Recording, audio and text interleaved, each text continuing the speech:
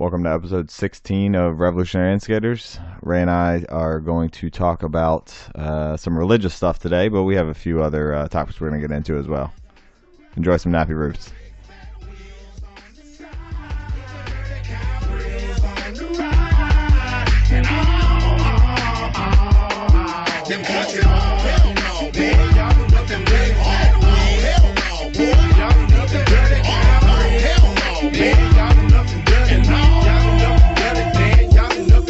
Country boy with them big fat wheels, beat the dirty cow grills, and all them country boys with them big fat wheels, beat the dirty cow grills, and all. That's why it's rap. Yo, that shit takes me all the way back to the childhood. Yeah, it was 2002 or sometime before, because the album Watermelon Chicken and Grits was 2002, but for some reason this is not on there. This is a different version as before, but yeah, man. All in All by Nappy Roots, if you didn't know. I mean, if there's anybody listening at home or in the car or at work and you didn't know that song or who it was by, please find your closest windsill and jump the fuck off of it. Because this was the I don't know how many shit members there were in Nappy Roots, but there were a few. There was a ton. There were like six at least, I think. Six. And then they were like, sorry, rap groups, they gotta have a limit. Maximum of 3. There's a limit now all of a sudden. It's crazy because, rap originated in New York, right? With DJs and spin tables, and people figured out how to mix shit. I'll take your word for it. Yeah. So, yeah. I watch Hip Hop Evolution on Netflix. I'm really educated. I'm schooled. You know what I mean? But once it hit different regions of the country and it got to the South, man, South took over because, like I was saying, there's something about that Southern drawl over some dope beats that just it is magical, man. Not discrediting the LAs, the New Yorks, because obviously the Nas, the Jay-Z's, the Nipseys, the Pacs, like greats. Yeah. But man, when you get some like Luda, some T.I., some Tip, of course, yeah, it just sounds so good, man. It is. I don't know what it is. Yeah, that's. I mean, as we were talking about before we started recording, just that we grew up on that, and some of it was just. I mean, it wasn't the best in terms of lyricism, but I mean, for my teenage self, it got me quite hype a few different times. I was so hype when you put the shit on. As you said, fights, whatever you had to do. Little scrappy, bruh. Look, for all those. Do it on the way to like backyard football games. Oh, I'm running somebody over today. Your facts, bro. If you ever are about to go do some dumb shit and you ever second guessing it, put on some Little Scrappy. I bet you never second guess it again, bro. What was that song called we just listened to? Before All Know? Damn. No problem. No problems. Yeah, no problems. Like that was my shit. It's rough for anybody on the receiving end of those problems. Bro, I don't have the statistics to back up this claim. To back up this Freudian. to back up this claim, but I'm betting that every time that song played in the club, somebody got punched in the mouth.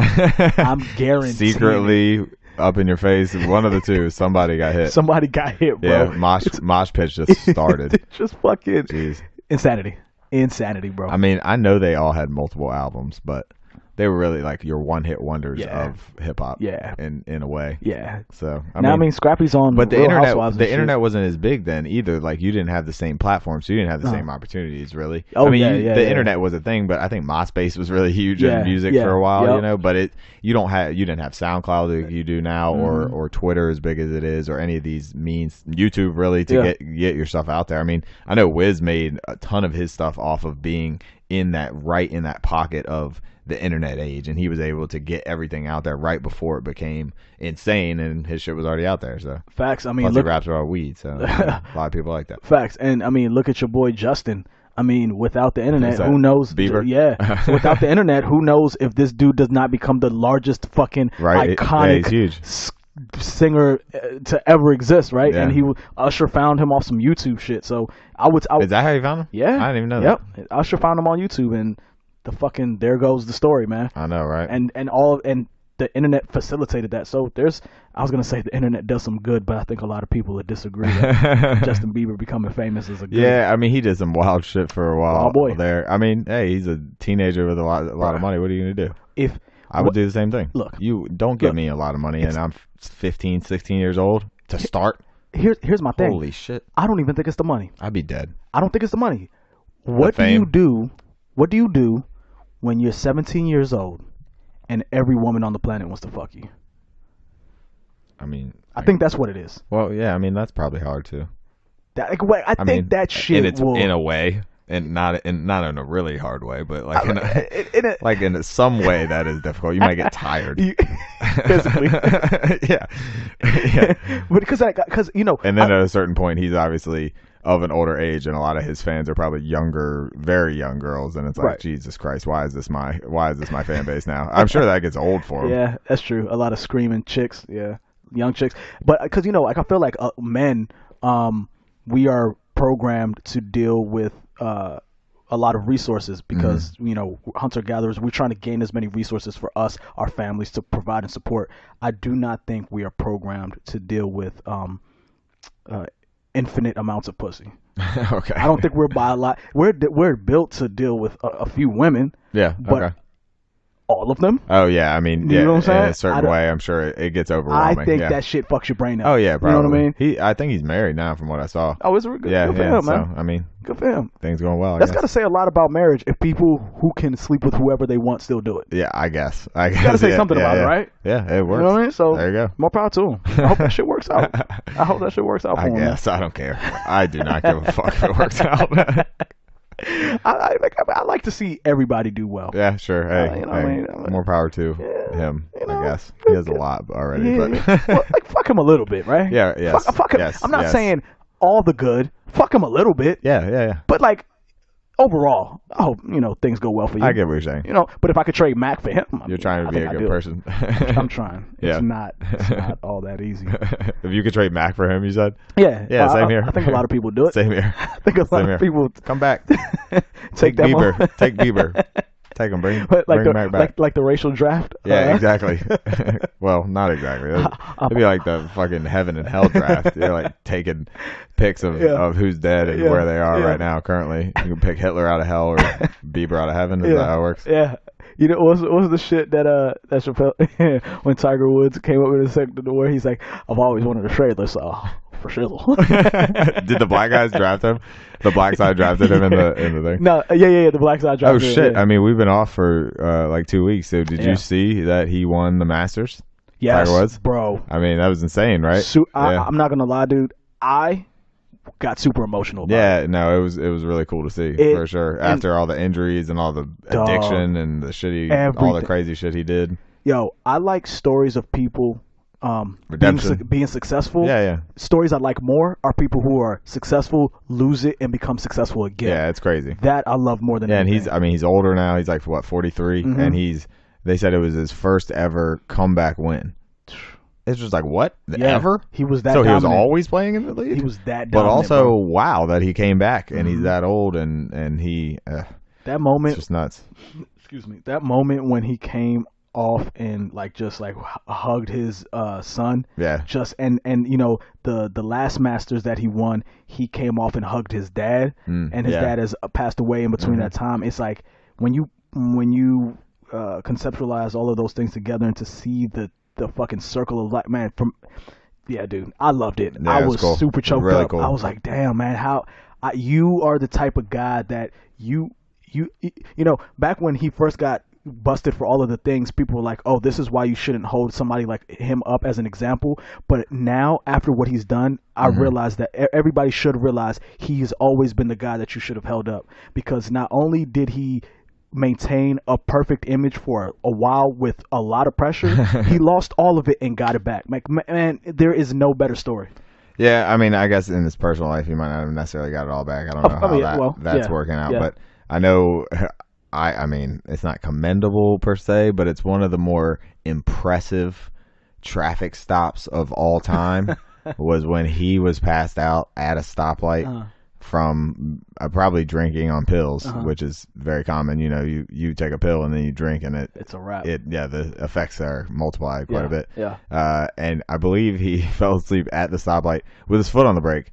And that's the cops pulled him over, you know, and he was still had his foot on brake. That's impressive as shit. That is fucking completely out. Yeah, good for him. Good for your foot being on that brake. Yeah, bro. It wasn't in park. Yeah, and he looked. Oh man, that mugshot was rough. I remember it, dude. And he came back from having all his back surgeries. I mean, your back is what you need.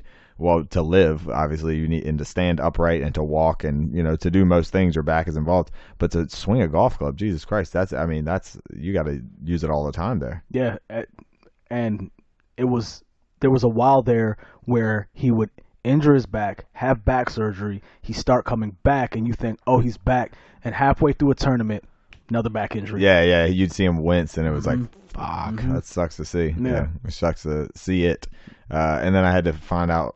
Well, no, I just had to see random golfers win tournaments all the time, and I don't ever watch, so I have no idea who these people are. So come on, Tiger. It's so just weird. win every one of them. That Tiger is golf. He is synonymous with golf. Yeah, I don't think there's anybody else like that in the sport. People were captivated 2 weeks ago when that happened. Like it was insane. Without Tiger, you just cannot get the eyes on the TV the same way. If Tiger's not in it, you're gonna of course get your people who are golf fans. Of course, those people are won already. Yeah. But to get the guys, I don't watch golf that often, no. You know. But but I'm a sports fan, so to get guys like us, Tiger has to be there. Of man. course, yeah, he has to be. So good for him, man. Yeah, it was cool to see. It really was. There's a lot of sports going on right now. I mean, it's just that everything's warming up, so you're able to get everything out. I mean, because the NCAA tournament just finished, golf's in full swing, no pun intended. I mean, basketball playoffs, not football playoffs. What the fuck? Hockey playoffs. I know the Caps just lost in the first round again. As they did. I mean, they won the cup last year, and then they're just like, you know what? Let's just go back to doing what we're doing. That was tiring. Fuck this shit. That apparently, I didn't watch any of it, but apparently in the last game, the game 7, they were up 2 different times by multiple goals, and the other team came back and won.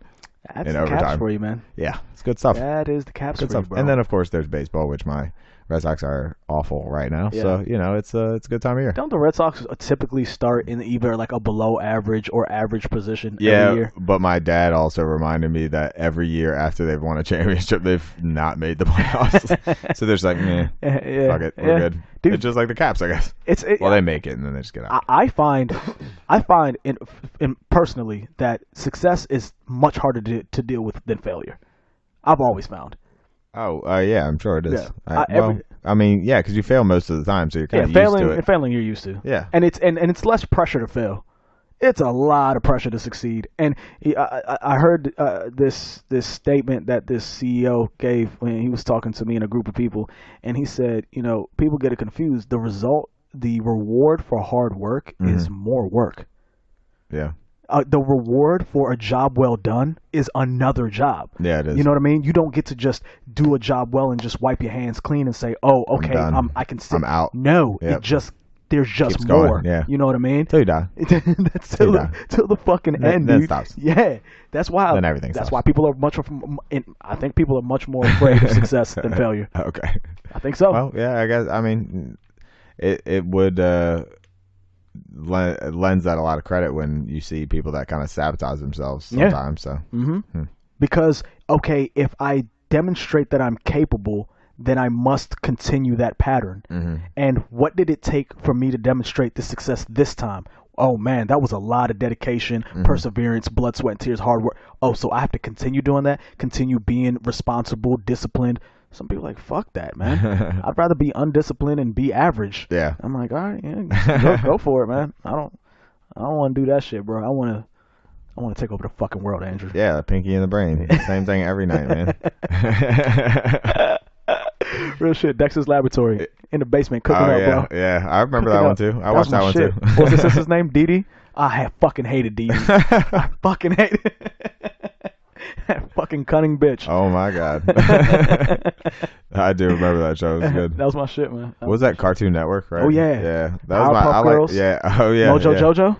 That was my guy. What was the what was the dude with the the hair, Johnny something. Oh, Johnny Bravo. Yeah, there you go, Johnny Bravo. Yeah, I remember that guy. What was my other shit? My favorite show, hands down, on Cartoon Network, Courage the Cowardly Dog. Oh, well, yeah. That was oh my man, guy, bro. that was a fucked up show. It that thing was was weird, fucking intense weird. ass show. I probably Didn't shouldn't have been watching the it. The grandparent people that took care of him like died every time, or like Pretty turned much. into aliens, or No, so- he ended up on Mars, Yeah. or whatever the fuck happened. So Muriel, that was the grandmother. Yeah. She almost always died. But the Cartoons are so vicious. It's so crazy. They are. But the grandfather, I forget his name. He Eustace. was mean, I feel like. Eustace. Yeah. Oh wow, that's a fucking hell of a recall Dude, right there. When I say I watch this show religiously, man, You could probably still find it somewhere. I know you can. Oh, okay, you watch this Because stuff? I still watch it. Okay. It still comes on Cartoon Network, man. Did you say Ed, and Eddie? Was that another one? Do you remember that one? I did not say that, but of course. Yeah. Shit, dude. I remember this was on Nickelodeon, but Rocko's Modern Life. I used to love that because it was like the grossest cartoon of all time. I don't know why, but it was just very odd. A wallaby. It was about a wallaby with no pants, no worn over pants. And Cat Dog too. Cat Cat Dog. was my Yeah, shit. what the fuck was that? I don't know. A Siamese twin, fucking cat dog. How the fuck? Where did that come out of?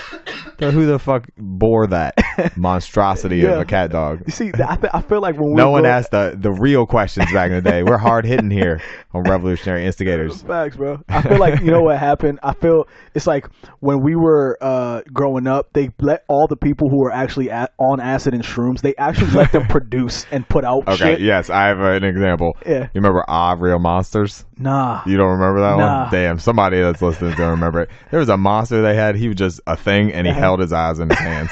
And that was it. He just held his eyes in his hands. He had no eyes. And he had a mouth down here, but he held his eyes up here in his hands. Yeah, and he walked around like that. And it was just like, what is this? What is going on, dude? Yeah, Nickelodeon had some wild shit back then. I That loved came it. on I around loved like it. Hey Arnold and Rugrats and some of those other ones.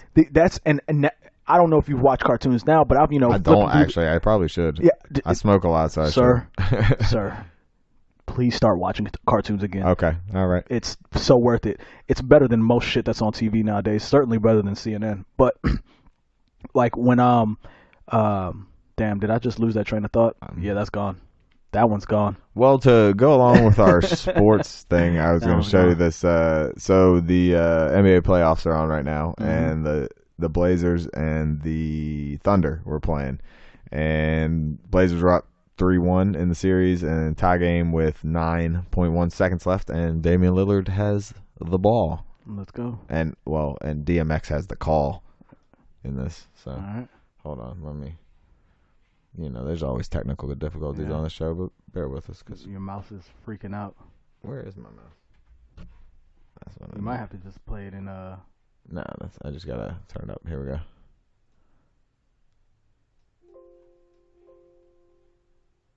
That's the sound of things working.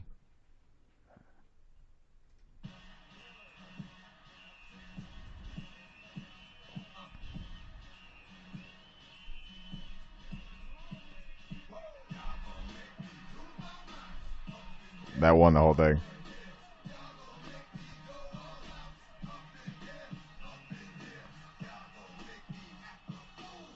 Watch his face in the pile. Oh, they're not gonna show it. That was fucking crazy, bruh. Damn.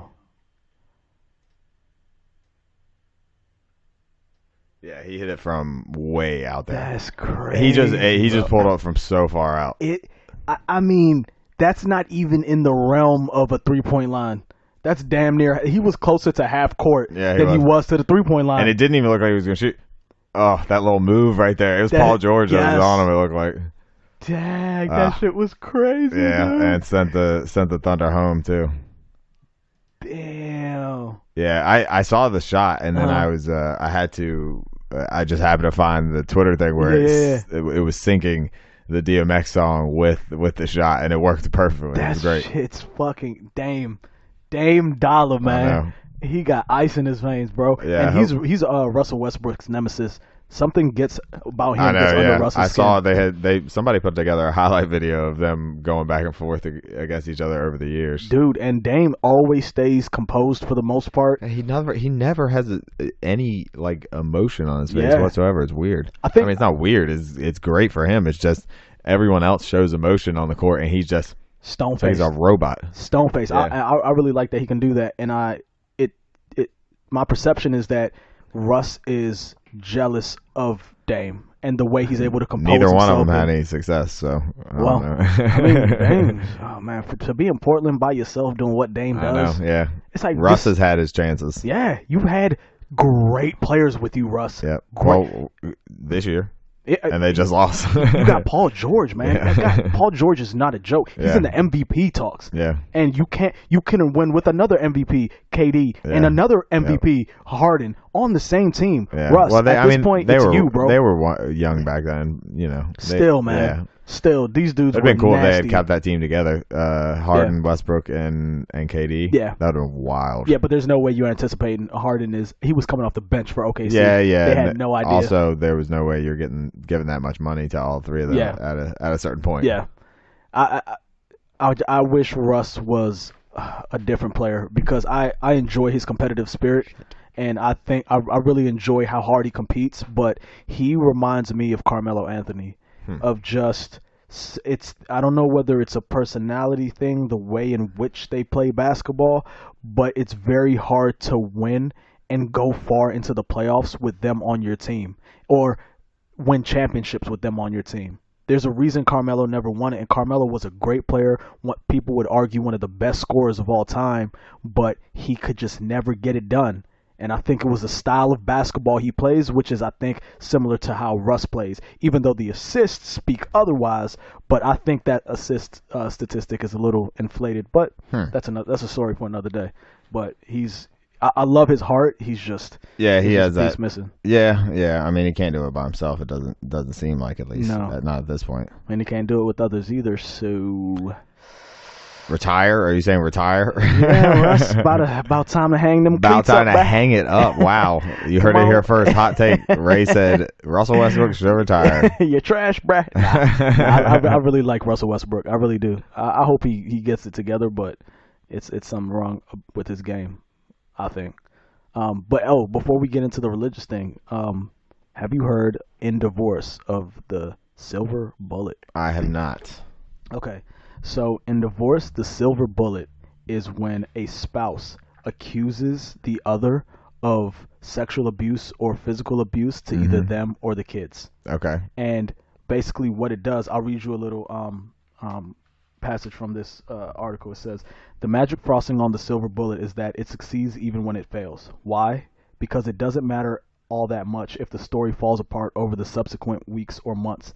It just needs to stand up long enough to provide an instant and massive advantage at this crucial inflection point of a divorce.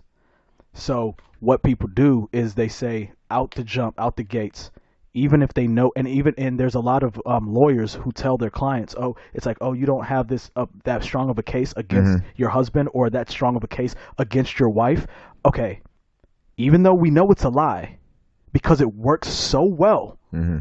Just say they raped you or they physically assaulted you, and they tell them to do that. Yeah. Oh wow. And they'll say, let's be the first ones to say it.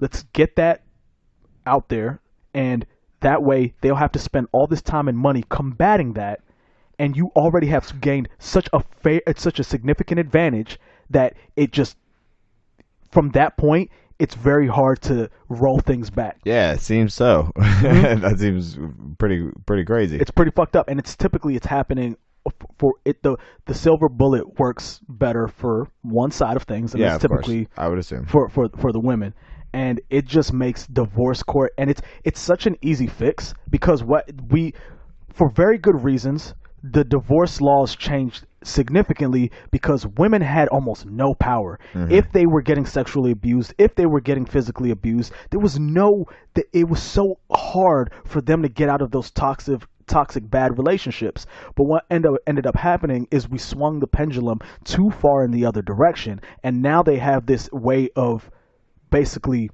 cheating the system and screwing men out of time with their kids and their money, and it's a really fucked up situation, man. I mean, is there something that happened recently that brought this to your attention? So there's the story with Johnny Depp. The girl he was married to. Oh yeah. She did the same thing. Turns out it was all trash. It was all horseshit. Oh, they proved that? Yeah. Recently? It was, so because I know there were like pictures of her head and stuff that were where she got hit or something. She was saying. I didn't see a lot about it. I just remember seeing those pictures a couple years ago. Or it was been going on for a fucking while though. Because I remember something about Johnny Depp. They were saying when they were going through the court documents and stuff, they were like, yeah, he spends $30,000 a month on wine, and he was like, correction, I spent way more than $30,000 a month on wine. Yeah, I remember that. It was just like, all right, Johnny. He's a savage, dude. All right. And here's the tough part about that. Let me not even say so confidently that was horseshit, but the beauty of it is that you can't tell if it's horseshit.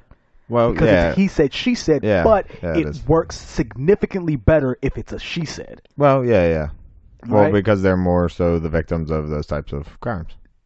Well, especially if you have photo evidence. But even the statistics on that are kind of murky as well. But that's I won't go. Well, women beat men more than men beat women. No, so I'll find it. That would be weird to hear. No, it's not. It's not like that. I'd be like, really? No. It'd be pretty wild. There's a lot of men out there getting their ass beats right now. I mean, hopefully there's not men doing it too. But I'm just saying that'd be weird to know that would be the statistic. Yeah, so it says, unfortunately, good data to back up the claim are hard to find for a few reasons. First, it's difficult to differentiate between deliberately false allegations and unsubstantiated claims due to misinterpretation. Secondly, the data that do exist are rarely split by sex. Yeah. And it says, so domestic violence is a social ill that can have horrific consequences. Men are undeniably more violent than women, making up as much as 80% of all convicted violent crimes in America. Thankfully, abhorrence of spousal and child abuse is now central to Western morality, and we have developed strong legal mechanisms that provide police and others with the necessary latitude to protect women and children from dangerous men. As a result, domestic violence rates have been declining for decades. In the U.S., rates of serious intimate partner violence against women fell by 72% between 1994 and 2011. So it's been declining drastically. Well, I guess that's good. And let me read this last part. And it says, however, the dynamics of intimate partner and family violence are as surprising as they are sensitive. The data indicate that women are as likely as or more likely than men to introduce violence into a relationship. Interesting. Throwing shoes. So, for example, recent surveys have found that an equal percentage of men and women reported being the victim of partner violence in the past year. Unidirectional violence is directed at men 70% of the time. Mothers kill their children at about the same rate as fathers. Yeah. So, like, when you get... rough to hear. Yeah, it's tough. But when you get into... I guess that's good to hear. That's not it's neutral to hear. Disproportionately one or the other. It's just like, mom, like, dad, who's damn, if you have a kid, you're more... What if you were like 90% more likely to kill your kid than your wife? Or the opposite. Yeah, that'd be wild. That'd be some fucked up I'm shit. actually glad to hear. As terrible as the statistic as that is, I'm very glad to hear that's even. Actually, when you put it like that, I'm like, that actually kind of makes sense. Oh yeah, please don't be one way or the other, because you're like, damn, this sex is just the psycho. Like, they don't like kids. Because I mean, I'm not relating this the same way, but I know that I had a hamster as a kid, and if hamsters have babies, the male hamster will straight up just kill all the babies. And I know that happens in other animals in life. But that's the only one I know right now. I think some bears do it. Who knows? If they're hungry enough, they'll eat their cubs. Yeah, so it's like, who knows? Yeah. This shit's in nature. Yeah, so when we don't condone the killing of children by the mother or the father. That is what we're saying. Of baby bears. Or kids, regular human kids. Okay, we should probably throw that. But no, so I said that. I mean, the whole point of it was the silver bullet. But then when you get into the weeds of it a little bit, you see that even though that women have the advantage when they use that silver bullet, the statistics show that there's an equal split amongst who commits domestic violence in a relationship, right? So and that's something I guess it all depends on how far you're willing to go, like what your moral compass really is. For sure. Like if you're willing, or really how good or bad your relationship was with your significant other. Oh yeah. To be able to claim that. Oh yeah. I bring it up because I want to advocate for having better divorce laws, so that way not one party has significant leverage in court proceedings that they can use to destroy someone else, because we're people, we get jealous, we get violent, we want to seek revenge, and when you give people the tools to do that, often they will. You know who doesn't like divorce? Catholics. That's a good segue. They don't.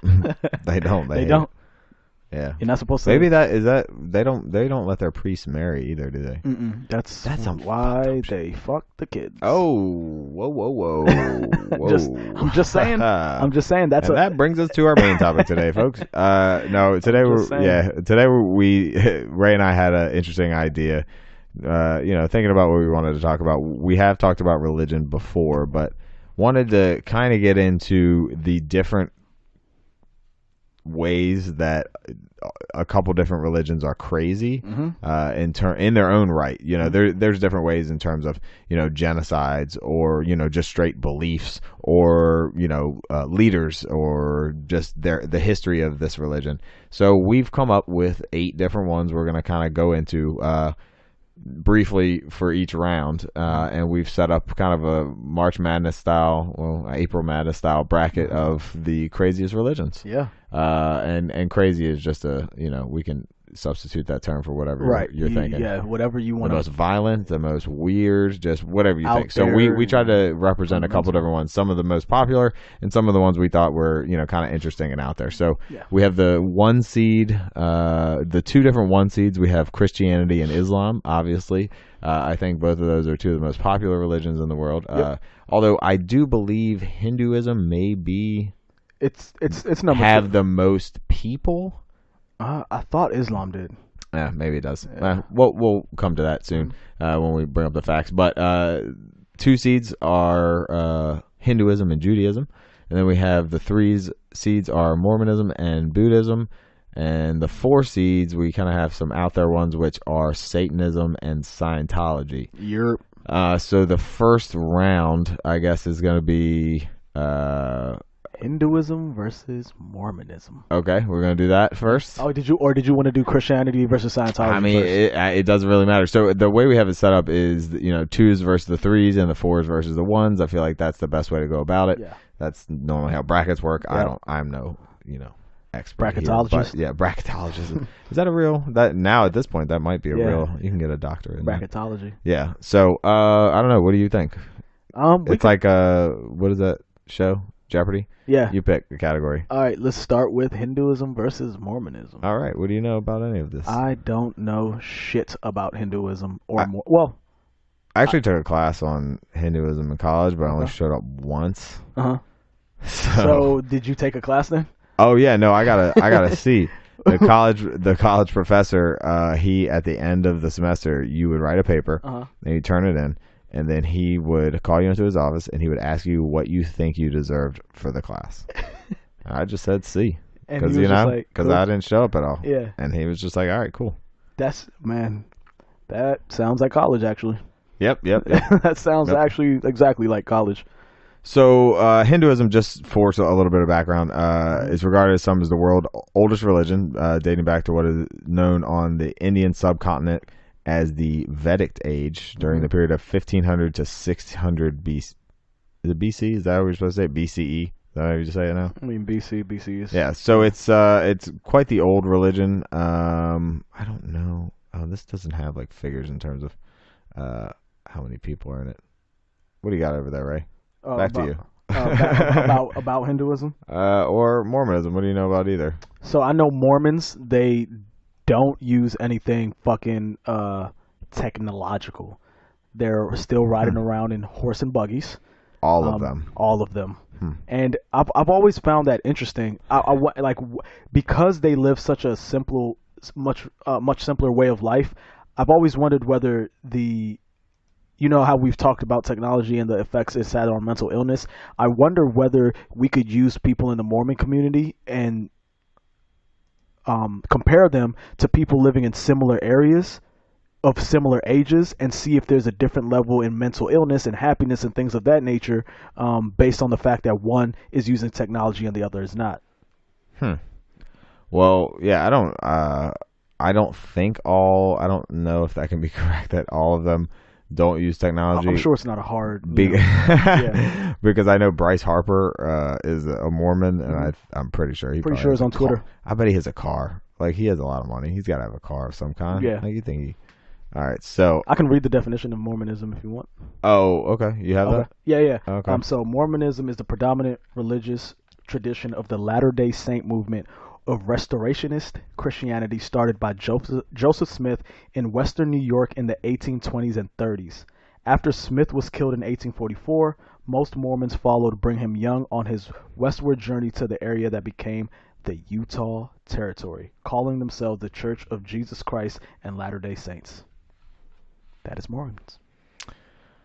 Yeah. So when was that established? That was 1820s and 30s. Okay, that is not very old. That is down the street. But I did not know this, but there's quite a history of violence with Mormonism. Okay. So, this began with religious persecution on the Mormons by others. It says well-respected citizens, law enforcement, government officials.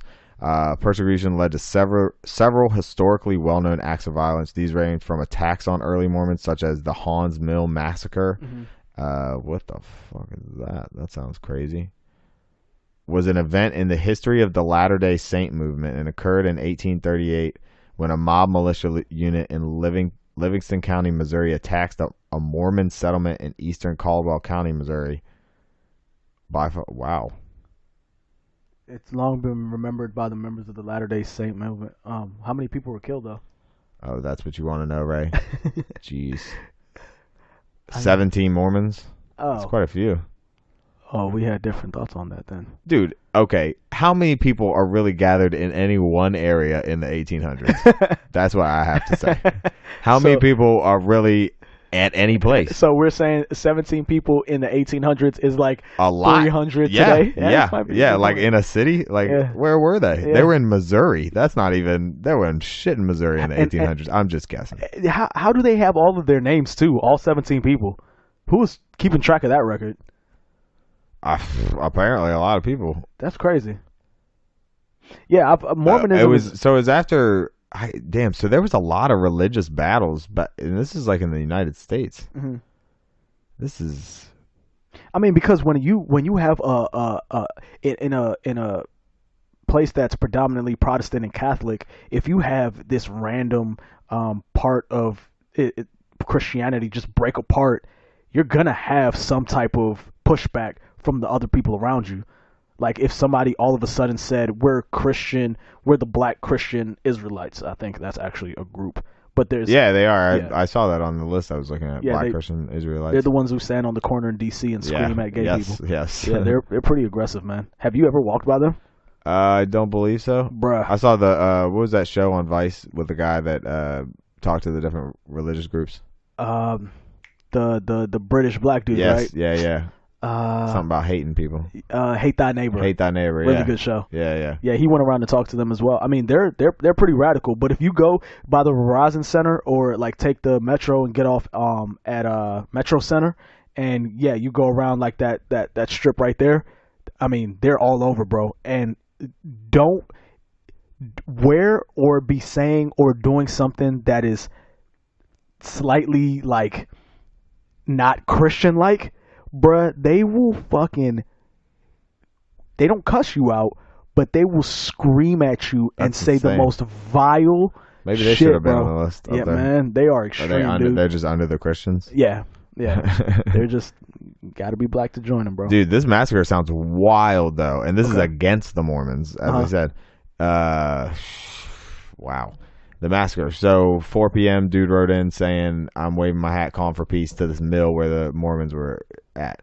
Alerted to the militia's approach, most of the Latter-day Saint women and children fled into the woods to the south, while most of the men headed to the blacksmith shop. Unfortunately, the building was a particularly vulnerable structure as the widely spaced logs made it easy for attackers to fire inside. The shop became a death trap since the militia gave no quarter, discharging about 100 rifles into the building. Sheesh, man. They were not playing around, and bro. then it said something about this, like, Grand River Township Justice of Peace Thomas McBride, wounded while escaping the blacksmith shop, surrendered his gun to Jacob S. Rogers Jr., who shot him, then hacked his body with a corn knife. Wow. Wow. Have you ever thought... After the initial attack, several of those who wounded and surrendered were shot dead. That's nuts, dude.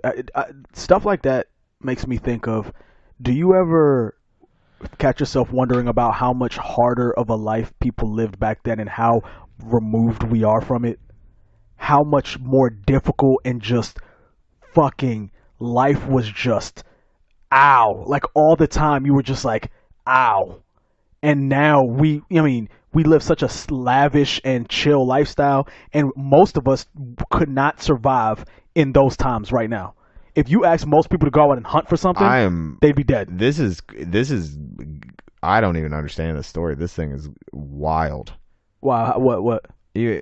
After the initial attack, they shot dead a bunch of people that surrendered. Members of the militia entered the shop and found 10-year-old Sardis Smith and 7-year-old Alma Smith, sons of someone, and 9-year-old Charles Merrick hiding under the blacksmith's bellows. Alma and Charles were shot, and a militiaman known as Glaze or Coral County killed Sardius when he put his musket against Sardius' skull and blew off the top of his head.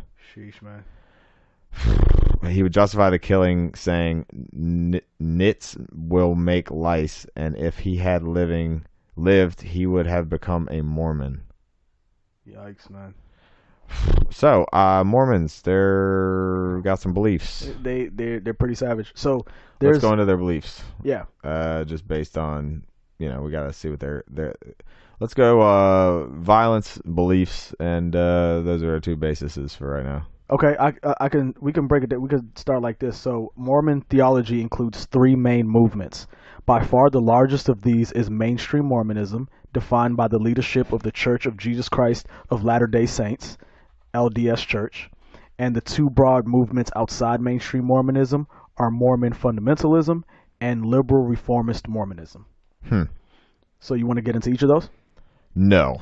I more so want to get into the weird shit that they do. Fair enough.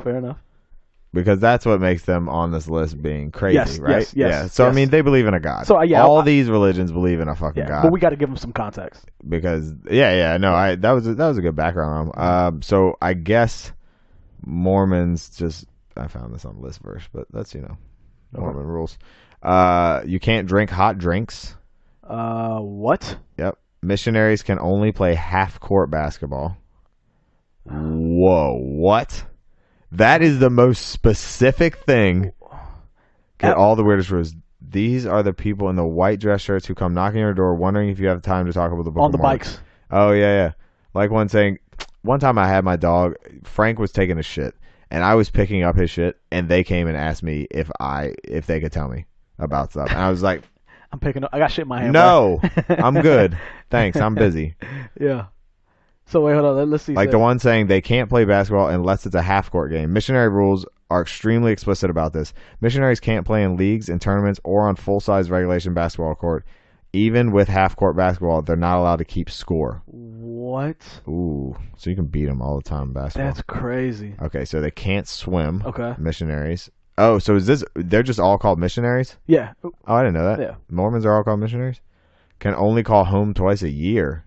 Well, no, I don't think all of them are missionaries, but the guys on the white shirts, with the books on the bikes, missionaries don't get to see their families. If they want to talk to them, they have to wait till Christmas because Mormon missionaries are only allowed to call home twice a year, Christmas and Mother's Day. What? Mother's Day.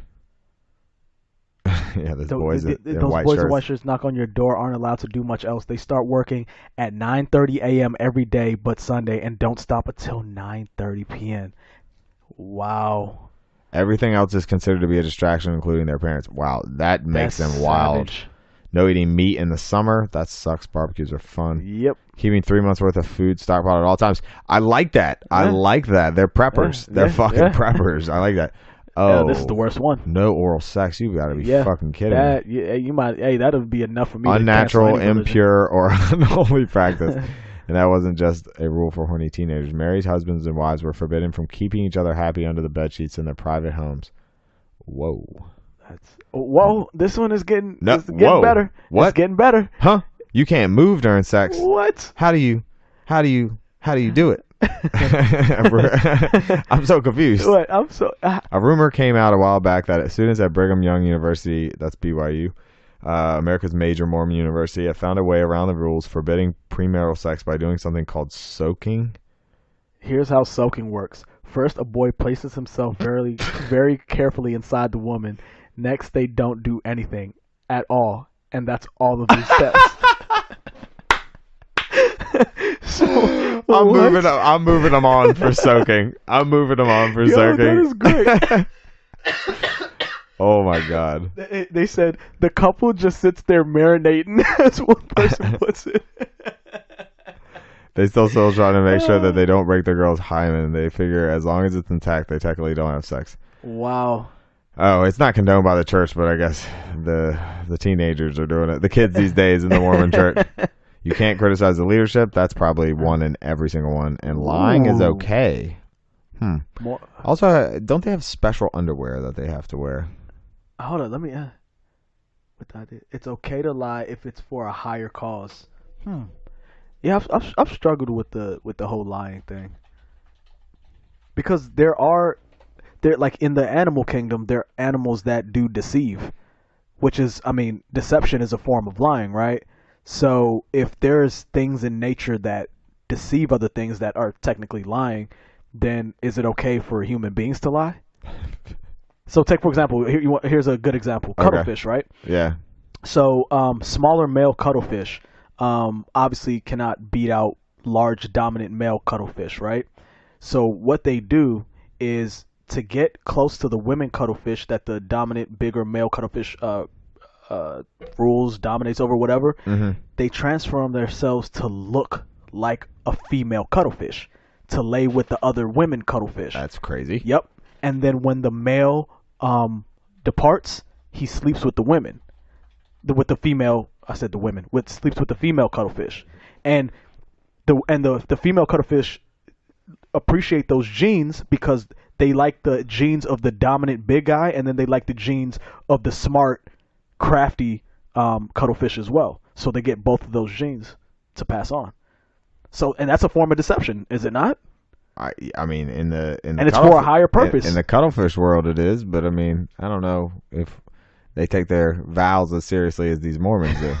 No, I'm just saying, like, I was just more of a grander narrative. Whether lying it's a necessity, kind of, right? Yeah, in a certain way. I mean, it is in a lot of ways. It has a purpose. Let's just put it like that. So you got some definitions over there for some Hindus? Let me get that. I had it up. I definitely closed that. So Hindus. I got some crazy stuff for them. So you can, if you give us a little bit of background, we can decide this winner after we talk about the craziness. Okay. I mean, I think you already gave like a general overview to Hinduism already, which is Hinduism is an Indian religion and dharma, or way of life, widely practiced in the Indian subcontinent and parts of Southeast Asia. Hinduism has been called the oldest religion in the world, and some practitioners and scholars refer to it as Sanatana Dharma, the eternal tradition or the eternal way beyond human history. Scholars regard Hinduism as a fusion or synthesis of various Indian cultures and traditions with diverse roots and no founder. That's where karma came from, was Hinduism. Mm-hmm. It says there's 4 critical concepts: dharma, artha, kama, and moksha. Mm-hmm. Dharma is ethics, artha is prosperity and work, kama is desires and passions, and moksha is liberation and salvation. Mm-hmm. So they seem pretty, they got their shit together, kind of, right? Mm-hmm. They got their shit.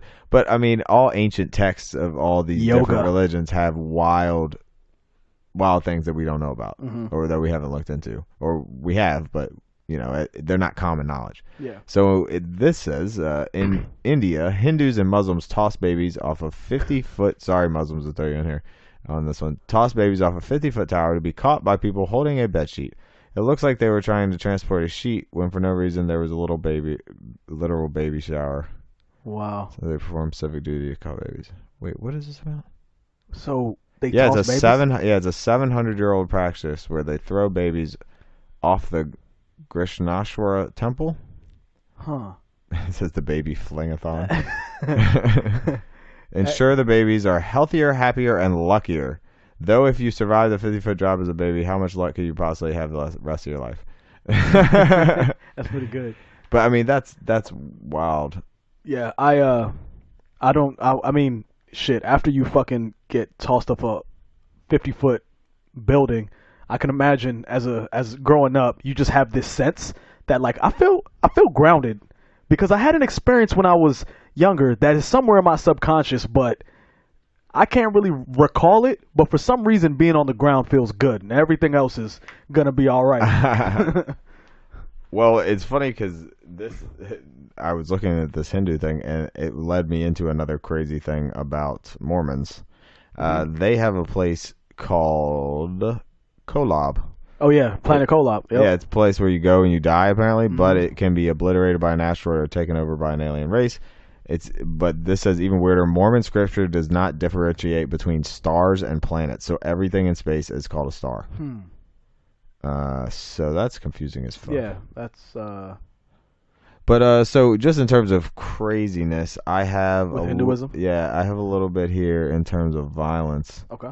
Hans Mill. We're gonna get off of that because that was fucking depressing. Yeah, Sorry, Mormons. That's pretty rough. Y'all out here just having massacres. Nobody even knew about 17 people deep. That's fucked up. Nobody even knew. Some were kids. Yeah. All right, so here's some Hinduism. Oh, Hindu extremism. So the Saffron Terror is a say that word. Neologism? Neologism? Sure.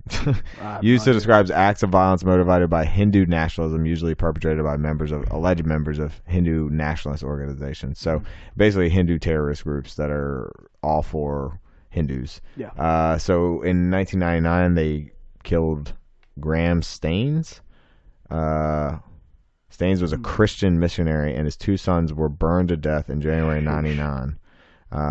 Yeah, so it was a gang of people. So it seems like smaller kind of gangs, not like a huge, like a smaller sects within the religion. It's not like the whole religion has these crazy beliefs, because most of it seems very peaceful and, you know, that type of thing. But I was going to say, of all the religions we have on here, I didn't think it was going to move past the first round. I still don't think it is, but yeah, I'm right there with you. But it's definitely, when I saw it, I was like, this is definitely one of the lesser. Of course, everyone has their violence, but this is definitely on the bottom of the totem pole in terms of genocides. I really didn't know they had this much terrorist, as many terrorist organizations as they do that say that they're doing it in the name of Hinduism. It's wild, though. 2007. 68 people were killed when 2 coaches, I guess those are buses, were blown up by a Hindu fundamentalist group. Huh. That's wild. I never heard of that. Yeah, I mean, it's across. It just a lot of terrorist bombings. Yeah, but it doesn't. I mean, it seems like very small incidents. There's maybe 4 or 5, 6, 7, 8, something like that. Yeah. So in terms of all the ones that's ever happened. Yeah. So since we're going to be talking about religions and the terrorist acts that some people who make up these religions do against people, what do you think is the catalyst to get someone to be that extreme with their religion? It's hard to say. There's a lot of different things. I know with Islam, there's that promise of another place, like in terms of like suicide bombers, to do that type of violence. But even just to be hateful and violent towards another person, even if it doesn't get to that really extreme portion of it, it's just because you put all your time and your faith and everything about your being into this thing that takes and takes and takes and takes from you. Yeah. And you don't get anything back because, in my opinion, there's not anything there to give you something back. Right. There may be, in any of these religions, there may be help that they provide people, but you kind of give to these things as much as you possibly can, and then someone comes along and tells you, no, you're completely wrong. Somebody's been telling you the wrong thing your entire life, all that time, waste. And they're like, fuck you. Your fucking time is wasted, and I'm going to kill you. I mean, it just, there's a simplified version, but you can't take something that is important and that core to someone's being. Like that is who they are almost, some of these religious folks. Like when they're that into it, that's religious extremism.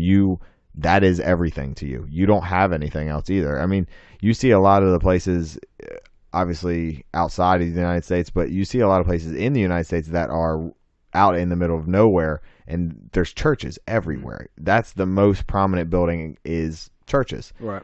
But that's because they don't have anything to do. They need a place to go for community, for, to feel a sense of friendship and belonging. And then it's just like, this is all I have. I'm going to put everything I have into it. And then when someone comes along and says, no, my way is right, it challenges everything about you. And so they take it personally. And that's what I really think it is that you're taking it as a slight on yourself. Yeah. And I can definitely agree with that to a certain extent. But then my question would be then, why don't more people do that then, right? Because people's beliefs are challenged on a quite frequent basis, from, especially if you own a TV, if you listen to the radio, if you just go outside and exist in the world, your beliefs are constantly being challenged on a daily basis. Yeah. So then why is it that only a few people then resort to violence and killing of a bunch of people? And not everybody in that religion, Yeah. Because you'll have three, I'll just use Muslims because it's the most popular one right now, but you'll have three Muslim guys standing in a place, and a woman and wearing some provocative stuff will walk by, but only one of them will take it extremely enough to say, we need to kill that woman, where the other two will be like, that's not what I believe in, but, whatever. Yeah, it's their prerogative. Right, like, it's you know what I mean? I'm living my life, they're living their life. So is it the religion or the individual? It's probably a little bit of the individual, but I think a lot of these, you don't see a lot of like lone wolf type things for religion. I don't think that is more organized group. If we're talking about attacks, if we're talking about these type of violent attacks, those are more organized and more group related. Actually, this is why it was actually a good thing that we delayed the podcast.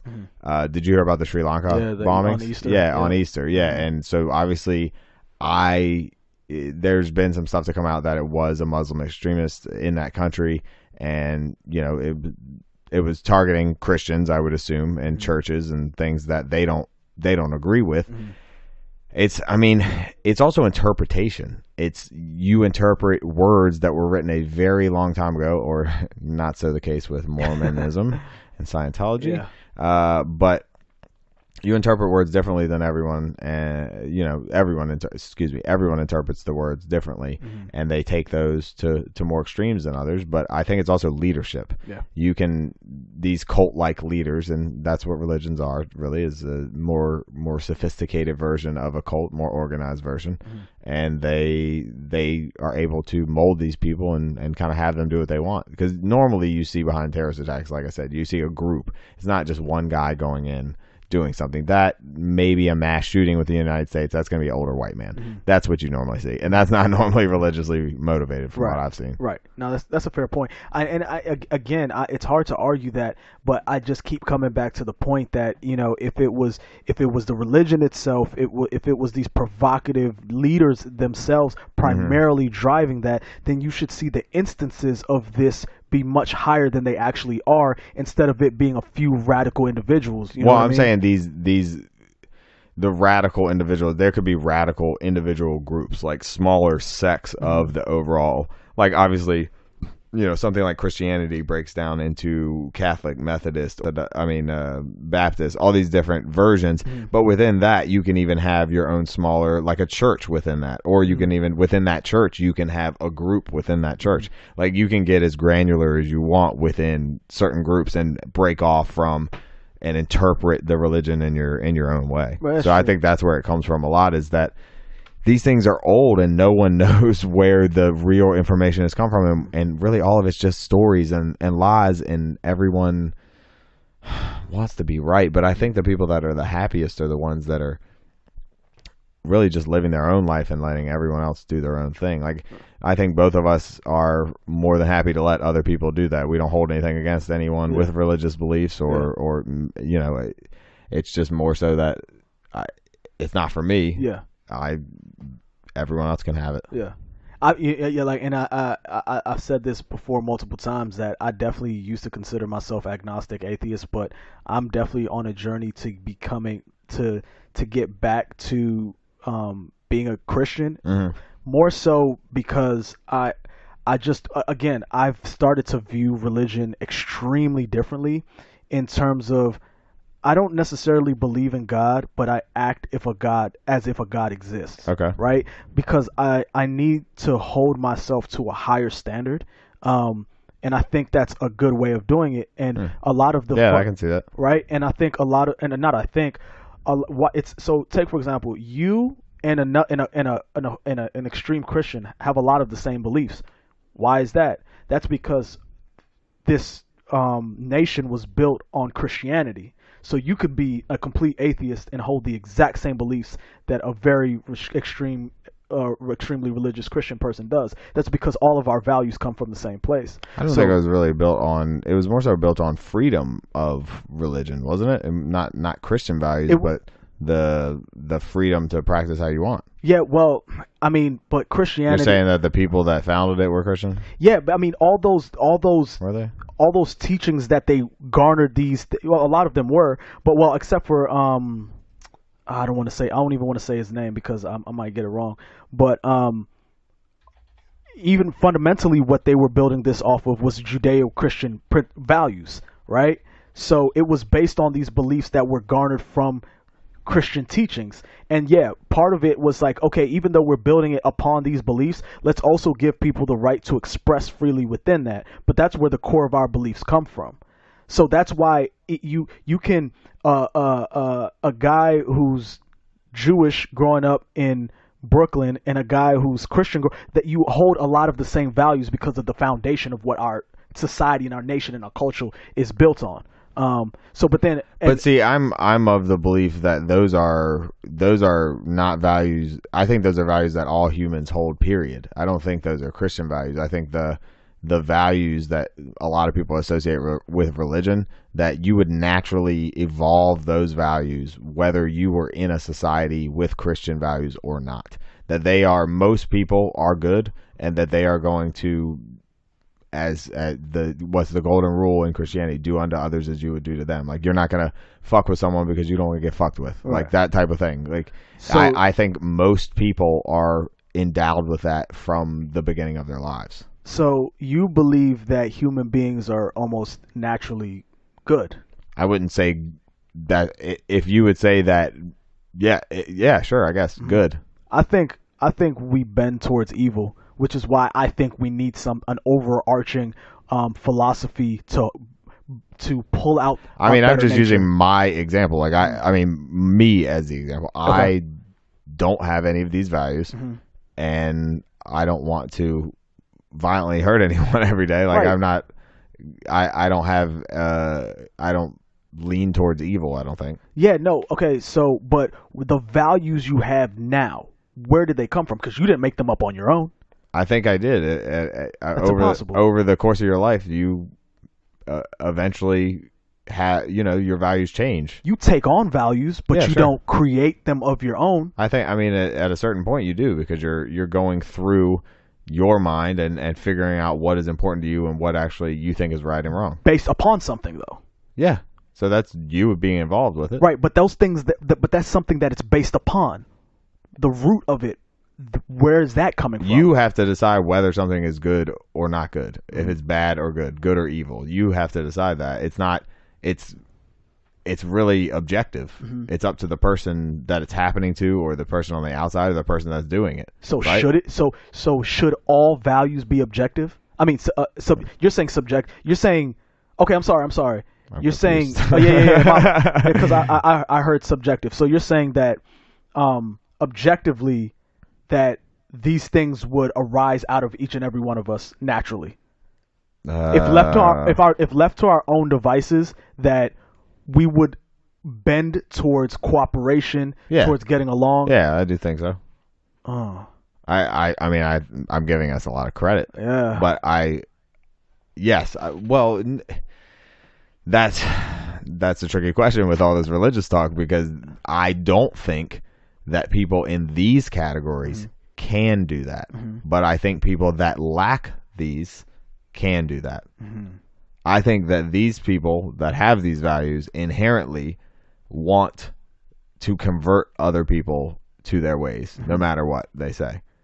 Whether you say you want to or not, whether you're fine with just being this and not preaching it to someone else. Right. I think that's always in the back of their mind that my God is the right God, your God is not the right God. Right. Yeah. And I'm not getting in that fight. I'm never going to get in it. Yeah.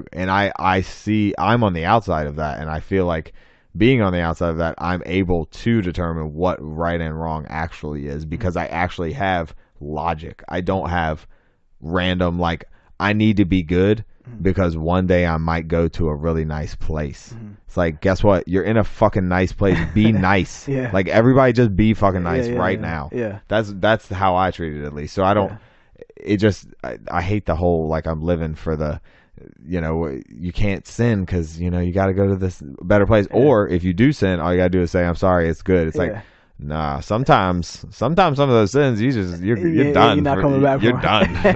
I'm sorry, you're over for some of those. And I mean, and I definitely get where you're coming from, but I think of it from more of the perception that a lot of people, well, I feel as if a lot of people who do not believe do believe, but they just it's like, okay, I was raised Christian on these values.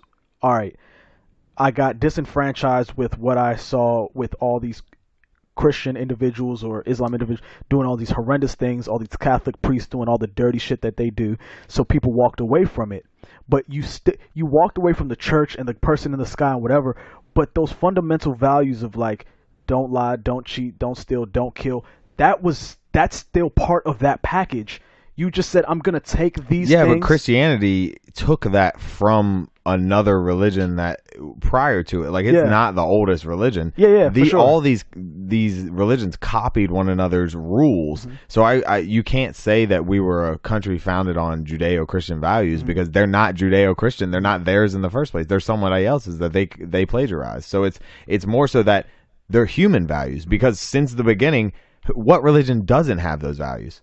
What person doesn't have those values if they're not a complete psycho? Right. Like, pretty much everybody I know has, like, I hope everybody does well if possible, and I'm trying to do well for myself. Like, that's at least how I view it most of the time. Yeah, I do not. I have a hard time believing that if left to our own devices, if there wasn't some higher standard that as a population, as a society, as beings as a whole, that most of us believe, if there wasn't a higher standard that most of us believe we're being held to, I believe that it would be more chaotic than it is. In my head, yeah, I agree. I definitely agree.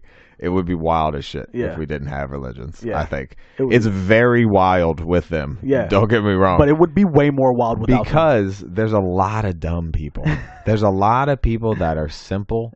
There's a lot of people that aren't that need it as well. Yeah. There's a lot of people that just don't have things in their life. They don't have meaning. They need something. Keyword. There it is. And meaning. This gives that to them, and that's great. And without that, I mean, I don't know if people would be more violent towards others, but there might be a lot of self-violence. There might be a lot of self-harm without a lot of these religions. So. Yeah, and that's what religion, and that's why religion is so important. It's the meaning aspect of it that if without it, which is why as society becomes more secular, along with the technology, you see a lot of these things of depression and stuff going out. And I think the loss of religion and having that higher meaning, that higher purpose, is also associated with that. So not only are we separating ourselves from each other, we don't have that thing that unites us, or that even as an individual that you aspire to be more than just the sum of your fantasies and your desires. You seek to overcome the fundamentalness of I don't even think that's a word, but you seek to. I don't know. You're seeking to overcome the bare minimum of being a human. You're trying to transcend mentally and physically. And when you take a religion, when you take a religion away from people, typically they end up replacing it with sex. Money, because you're always going to have in order to chase. Let me just make this point real quick. I'm sorry to cut you off. In order to accomplish a goal in life, you have to prioritize things. So whatever is your number one thing in your life is your God. You may not call it a God, but if your number one thing is money, it's your God. Yeah, if your but number I wouldn't one say thing is sex, it's your God. Yeah, but I wouldn't say most religious people the number one thing in their life is God. Ideally, that's what it's supposed to be. Well, yeah, but they're just what it's for is a thing to make them feel better. Mostly, it's their mental health. It's their drug. It's their whatever. It's what they need to get by. And sure, I mean that's fine. Whatever. Who am I to say that people shouldn't have it? Right. The issue is that almost all violence is committed in the name of some religion. Almost all of it. In terms of mass violence. And it's just like, what the why though? That's like it just chill. Just do your own thing. There's separate buildings. Like you don't have to separate by country, but there's buildings. Just go into your other one. Yeah. Like the whole I know we talked about this before, like with the Nipsey Hussle thing, trying not to look in. I didn't look at anything about the Sri Lanka stuff. I read the headlines and I was just like, fuck. Like, dude, well, I know, like it was on Sunday. I got up early on Easter because we were just here. We went to the gym actually, and I was just like, nope. Yep. I know what it is. I literally know it's a Muslim extremist group, and they're bombing Christian areas. And there was like a bunch of. Oh my God! I did read a story where a dad had to decide between his son or save his son or his daughter. Sheesh, man. They both died.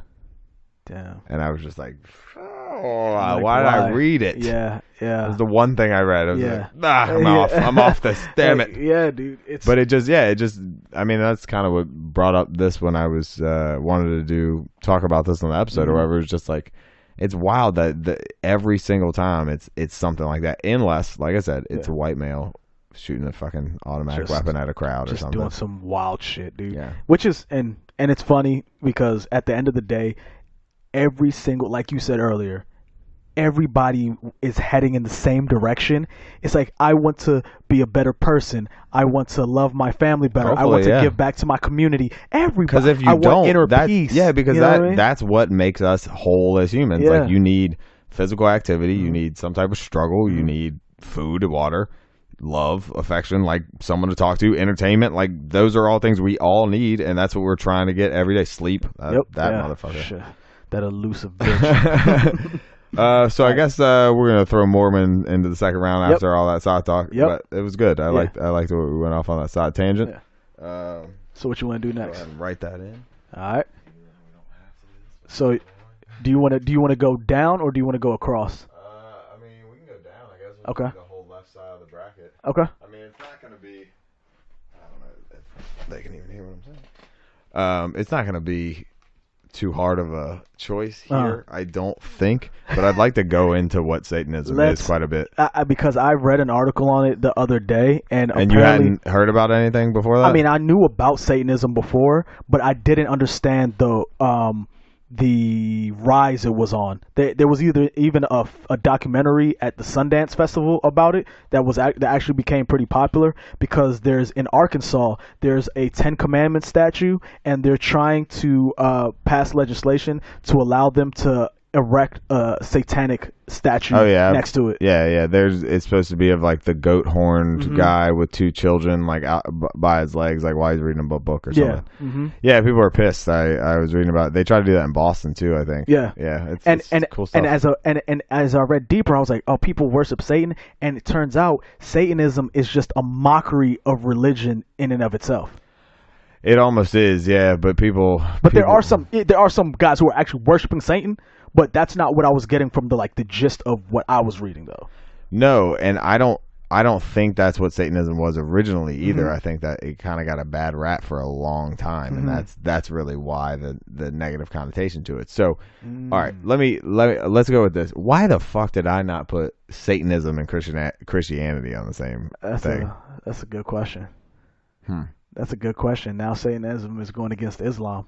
I mean, I don't think there's going to be an upset by any means, but anyways, in terms of Christianity, how nice is that God in the Bible? How many times did he kill literally everyone on the fucking earth? Quite a few. He's not nice. Like, there's a lot of times, I mean, gay people definitely don't stand a chance when he's around. Nope. And then you got Satanism, where Satan is the guy that was like cast. He was an angel cast out of heaven, I believe, is what how the story goes. Yeah.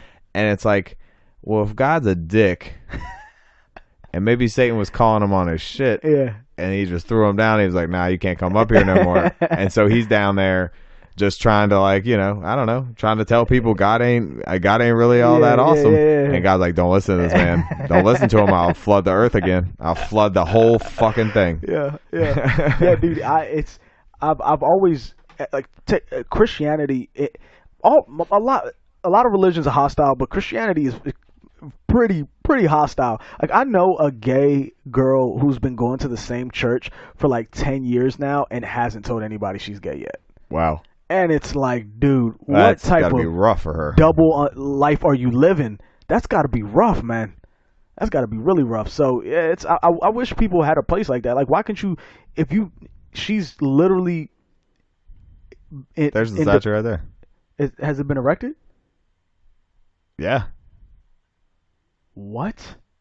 It unveiled its statue. Yeah. So this. Okay. So let's go back.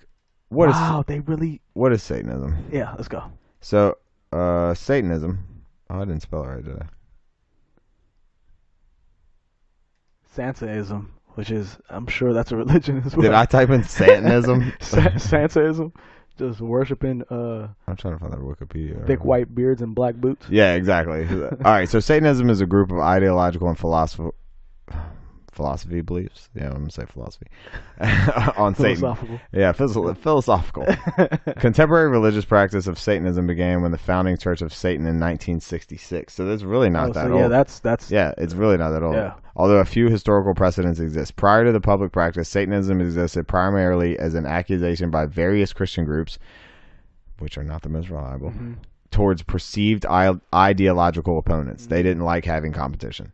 Rather than self-identify. Satanism and the concept of Satan has also been used by artists and entertainers for symbolic expression. The pentagram, that type of thing. Yeah. Yeah, it says accusations that various groups have been practicing Satanism have been made throughout much of Christian history. During the Middle Ages, the Inquisition attached to the Roman Catholic Church alleged that various heretical? Yep. Yeah, that's a good word. Heretical Christian sects and groups such as the Knights of the Templar and I think I heard of them in Assassin's Creed. The Cathars perform secret satanic rituals. So the Christians just been always worried about this group. Yeah. But, so contemporary religious Satanism is predominantly an American phenomenon. The idea is spreading elsewhere with the effects of globalization and the internet. Let's see. Where is their belief system? What do they believe in? There we go. Yeah, so basically in the beginning it was just if you stood against certain ideological Christian beliefs, they would just call you a Satanist just because you disagreed. That's kind of like that's kind of like the word racism nowadays. That's so weird. I guess the satanic. Oh yeah, right. Yeah, they just call you racist. The satanic the Satanic Temple. That's the one. Yep. So the Satanic Temple is the American religious and political activist organization based in Salem. That's where they, like I said, in Massachusetts, where they try to get their temple. Okay. Or their statue of Satan, I guess. The organization actively participates in public affairs and is manifested into several public political actions and efforts at lobbying. So they're trying hard. And I just saw that the IRS actually named them as a actual religion. Oh, finally. It's gonna catch like wildfire. Yeah. Dude. They're so I guess they've been doing pranks. Oh yeah. They efforts on lobbying with a focus on separation of church and state and using satire against Christian groups that it believes interfere with personal freedom. So they're basically fighting back against Christian groups that they think are being overly asshole-ish against LGBT, just different people that are not Christian like them. Yeah, and that last paragraph is like what I read. So it says, the Satanic Temple does not believe in supernatural Satan, as they believe that this encourages superstition that would keep them from being malleable to the best current scientific understandings of the material world. The temple uses the literary Satan as a metaphor to consult a cultural narrative which promotes pragmatic skepticism, rational reciprocity, personal autonomy, and curiosity. Satan is thus used as a simple symbol representing the eternal rebel against arbitrary authority and social norms. That's what I read. Yeah, aka so it's Christianity. not worshiping Satan, that weird cult shit in dungeons that people typically would think about when they're thinking about Satanism. It's literally just to fight against what they perceive as the irrationality of religion. So, has anyone from Satanism ever done anything violent? I wonder. I have this whole religion and violence article out. Let's see. I mean, from 1966. I mean, it doesn't give them much time too. That's only the well, yeah. That's all of them, isn't it? Yep. Damn. So they didn't do nothing. They ain't doing shit. Damn. Everybody's like, hey, Satanists, get out there! Nah, let me stop. Get out there and vote. Let me stop, bro.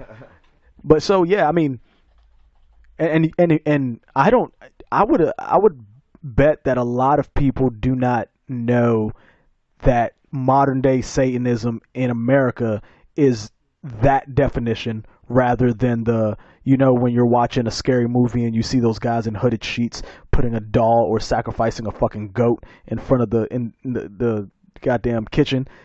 So that's what most people still think Satanism is, but it's very, very far removed from that. Yeah, this is the Order of 9 Angels is something like that. That sounds wild. It's something like what? It's something where you're talking about sacrificing stuff. Oh, shit. Word? Described the occultism as traditional Satanism. The ONA's writings encourage human sacrifice, referring to their victims as offers. According to the Order's teaching, such offers must demonstrate character faults that mark them out as being worthy of death, and according to ONA, insist that children must never be victims. The ONA cell has never admitted to carrying out sacrifice in ritualized manner, but rather Order members have joined the police and military in order to carry out such killings. Wow. What? Wow. That's kind of like that thing where people thought that Catholic priests became pedophiles because of like the no marriage thing, but in reality, it's that pedophiles seek out those positions because they have access to children, right? So it attracts the pedophiles, it turns people into pedophiles. So basically that's what that is saying. So instead of, them doing some wild shit and possibly going to prison, they just say, oh, I'll just become a cop.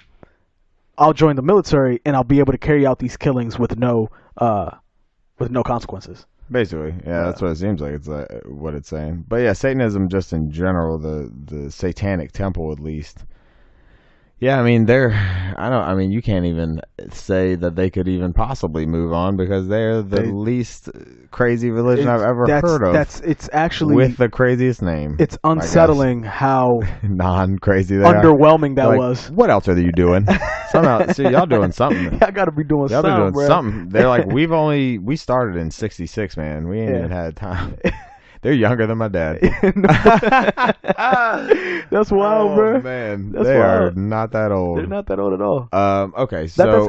And I also wonder why they choose to keep the name Satanism, because, I again, it's still giving people the impression that they're something they're not.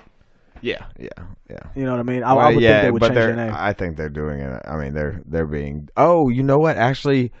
There was a woman that's a Satanist, is a Satanist on Elliot in the Morning the other morning. I never listened to him anymore, but I just happened to have it on. What? And yeah, she was talking about it. I completely forgot that I heard that. Dude, it's from what I've been seeing, it's getting pretty fucking popular, man. Hey, I'm joining. I guess I'm joining up. You about to be a Satanist? Yeah, I'm joining up. Bro, if I come in here and I see some fucking goat heads hanging off your goddamn door, is that how bro, that works? I'm out, bro. So Satanism is most likely not moving on, but it's going up against the heavy hitter. Yeah, it really is. Yeah, it was an unfair matchup. So Islam is in itself. I mean, I'm sure everyone knows what it is. Yeah. But if not, I guess I can. If you don't know, now you know. How did the rest of that go? Islam. is that how the end was? I thought that was the last bit. That would have been great if you were just like, nigga. I was like, my guy. I'd have just kept it moving. Like, yeah, all right, what are we talking about? Islam? Oh, man. Like, this dude is a savage. names. So Islam is a religious teaching that only one God. Okay, yeah, we know. His name is Allah. And, we know. In Arabic. And Muhammad is his messenger. So, AKA Allah is God. And how come, you know what? How come they never named God in Christianity? I know we keep going back to Christianity. We haven't even made it yet. Question. They never gave him a name. Maybe they felt the name was too simple. You know why? Why? Because nobody could ever have that name again.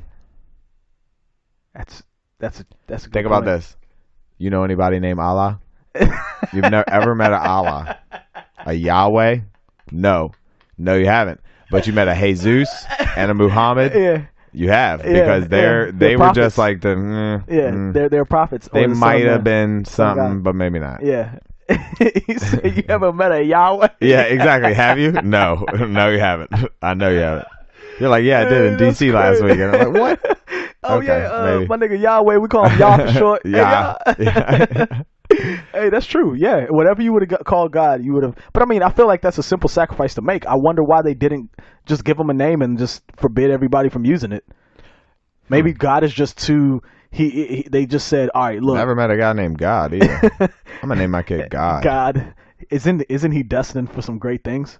Probably destined for not great things. People are gonna hate him. Hey, nah. I mean, maybe they. I think that's a look. God or goddess. If you looked on somebody's resume and it just said God, I don't give a fuck what the rest of his resume is. Hired. He's getting the job. Hired. He's getting the job, bro. They can help with this whole Pam situation.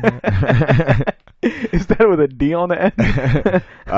So it's the second largest religion in the world, 1.8 billion followers. That looks like a ball sack. It kind of does. I was thinking saggy tits, but either one.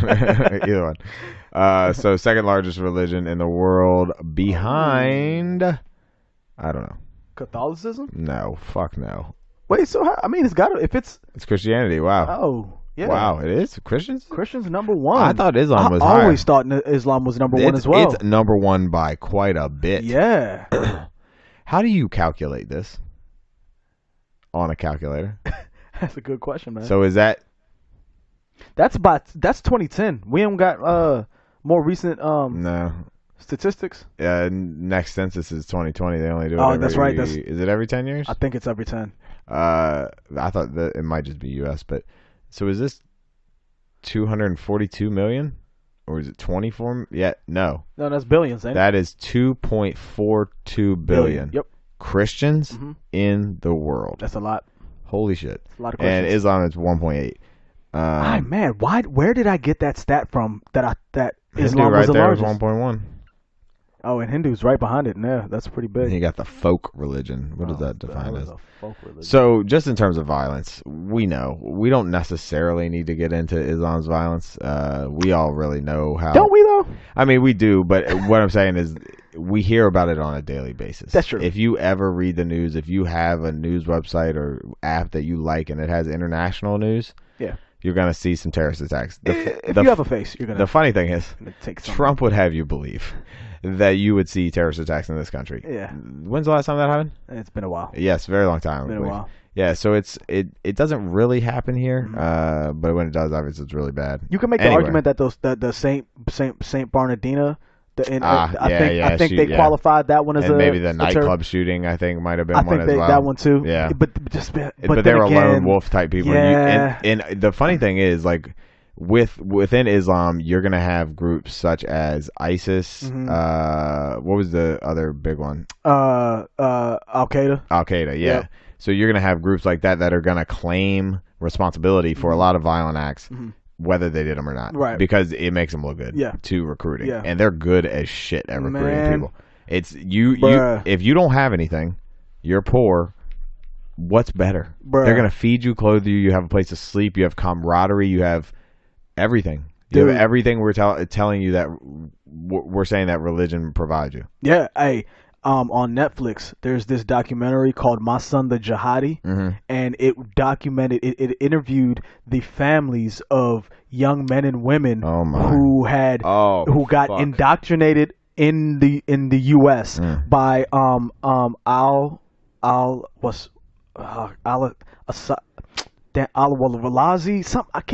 I'll figure his name out as this show goes on. But he was this really articulate American-born, raised guy who became radicalized and became a YouTube sensation. And he then radicalized a lot of young American men and women. Ended up flying overseas and joining Al Qaeda and ISIS. Man.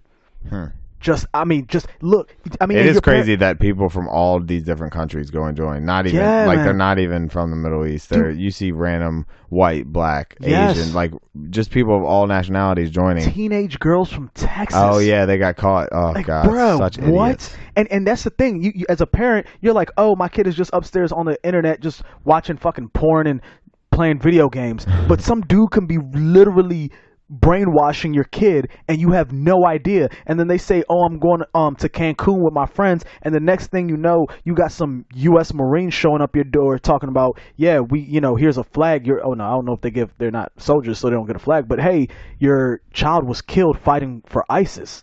And you have no idea. Like a lot of these parents they interviewed had one woman thought her son was in Kenya, and then she saw a videotape of her dead son. Jesus. Yeah. So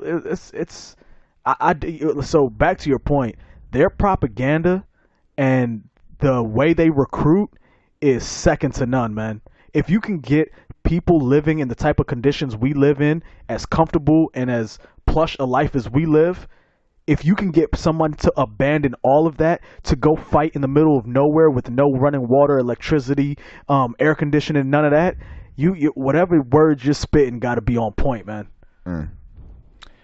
This shit sounds crazy. I mean, I'm just reading about what jihad is, what it means. I know you've heard the term before, probably. Yes. So in English, it translates to struggle. Jihad appears in the Quran, which is their religious text of Islam, and it's frequently in the idiomatic expression "striving in the way of Allah." The context of the word can be seen in. Wait, that's not the part. A person who engaged in jihad is called a mujahid. The plural is mujahideen. Jihad is an important religious duty for Muslims, but that's debated basically. So that's why it's so crazy, because there's a portion of them that translate it to mean that it's the sixth. Some Sunni scholars refer to it as the duty as a sixth pillar of Islam, though it occupies no official status. And then in the Shia Islam, however, jihad is one of the 10 practices of the religion. For some, the Quran seemed to endorse unequivocally the violence. On the other hand, some scholars argue that such verses in the Quran are interpreted out of context. So no one knows what these old-ass books are trying to say. And no one that wrote the old-ass books knows what they were trying to say either. And most of the books that were written, I mean, I don't know when books in the printing press came around. I mean, I can look it up, but Gutenberg. You can too, motherfucker. And these books were just stories, like just word of mouth stories. Nobody kept this shit written down because nobody wrote shit down. There was no paper. They just kept it in their heads, and then all of a sudden, eventually, they got to the point where like, oh, we can write this down now. And I mean, they did have ways of scribing. Yes, but the story is going to change so much over time. You're going to have maybe 1-2 copies of something. Yeah, it's crazy that even today, though, that it's still. I mean, in all of them, though, they're all being interpreted. All these religious texts are being interpreted differently by different groups. Absolutely, and so before I make my point in regards to that, that the hijacking of the word, oh no pun intended, of the word jihad is a little unfortunate, because I got a friend whose dad his name is Jihad, because as you see, it has a struggle. It has a pretty decent meaning, like individual struggles, something, and it says according to a study from Gallup, not most Muslims understand the word jihad to mean individual struggle, not something violent or militaristic. And he just calls himself. I think she said he calls himself like G or GG, because it's like, man, you can't introduce yourself as that, bro. That's tough. Too soon? Is it still too soon after 9/11? I think it's always too soon with that name. So. I mean, is there anything other? I mean, there are specific events or anything with Islam you want to get into, or specific violent events? I mean, it's just known that it's. I guess the only thing that I currently struggle with Islam and Al Qaeda and ISIS and how much attention we're paying to them now, is it any different historically than what other violent religions have done that makes this one especially violent, especially dangerous. I don't think so. What I think it is that they're still doing it. Yeah. More so in the way that it has always been done, and everyone else has kind of agreed to, let's not do this no more. Yeah. And they're like, nah, we're going to still do this. We're going to do that thing. I like this. I don't know why, but I like this. The virgins. We want the virgins. Yeah.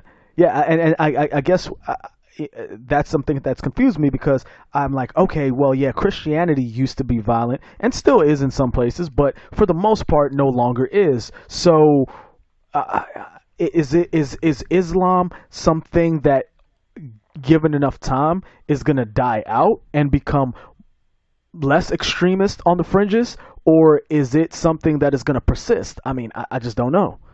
That's the thing I struggle with a lot. Should I look at this and say, man, there is something particularly wrong with Islam that we need to be aware of and address and disparage that particular religion? Or is it, damn, that was loud. Or is it, hey, this is a symptom of all religions, given enough time and understanding, and try to quell the violence as much as possible, but in time it will subside as well. Those are the things, the two thoughts I get stuck in between on a pretty regular basis with Islam. Yeah, and I know there's a lot of debate around that religion specifically. It's front and center constantly, all the time, and it's hard to get away from it.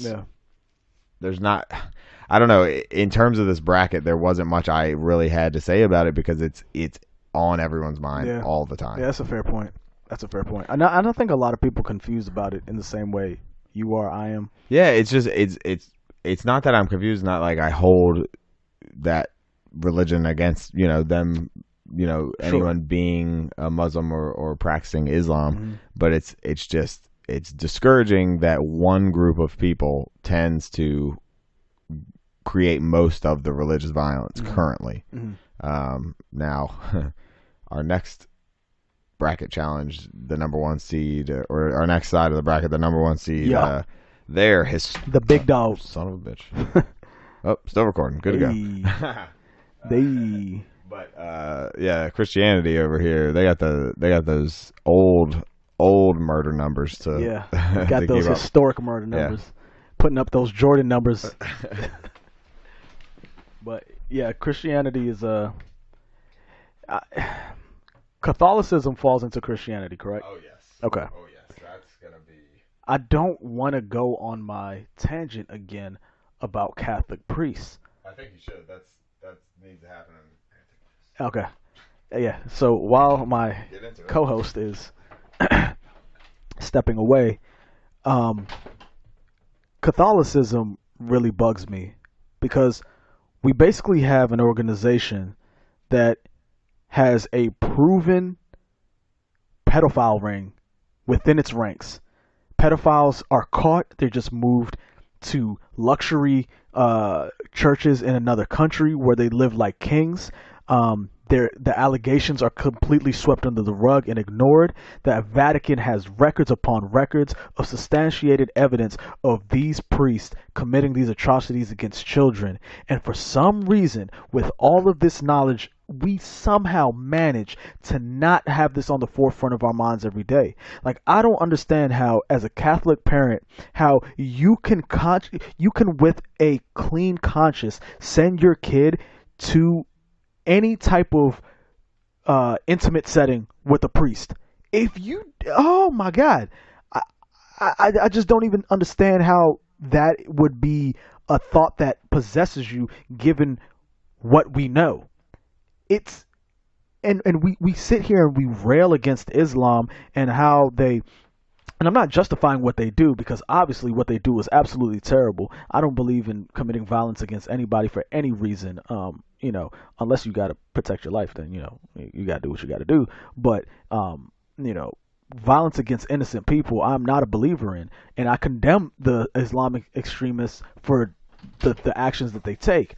But for us to constantly be berating Islam and not every single day be equally addressing. I like what I'm hearing. Yeah, equally addressing the pedophile rings we have in the Catholic Church, that it's like, for me, I'm like, well, okay, that's just one part of Christianity, but yes, right, for sure. For me, it's like, all right, every single time you mention Islamic terrorists, in the next sentence you got to talk about priest fucking kids. I know the Pope it's recently, gotta be a must, man. yeah, the Pope recently has cracked down on that.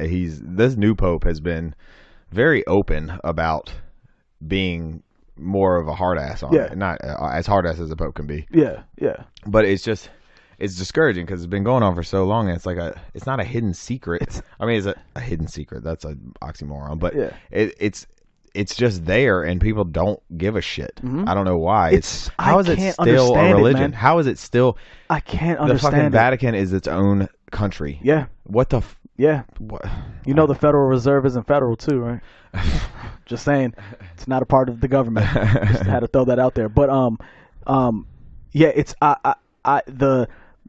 there's one thing that has fundamentally confused me about what's that? The world. It is the priests and the kids. For the life of me, I have tried to wrap my head around how we know this. We have so much evidence, so much substantiated proof, but for some effing reason, this religion does not catch the flack it deserves, and I cannot. It out of all the things that I think about in life, this is the one that confuses me and frustrates me the most. It does, and the whole thing with Penn State and how closely they're related to the Catholic Church, and how public that was, and how still you still hear about it happening, and kids coming out saying it happened to them, and it's ridiculous. Bruh, there's a long history of it. I can't, but then if people it's really depressing to get into the facts, and I don't want to get into like the older stories of different ways that the Catholic Church has silenced kids or silenced the priests or just moved them around to different places when they got caught doing something. It's horrific, really, and that's just one corner. I get mad. One fucking corner. I get mad because I've always told you know me, my stance is like, I'm always on the side of what's best for kids. Like, I'm always on that side. That's why when I talk about divorce and all that shit in relationships, I'm usually on the side of what's going to be the best for children in the long run. And so for me, when it comes to kids, I feel like the answers should, if we have a clear path forward that can save kids' lives in any and save them harm in any way, it's like, yo, just go down that road. Of course. And the fact that we have a clear path with that, with Catholicism, and people say it's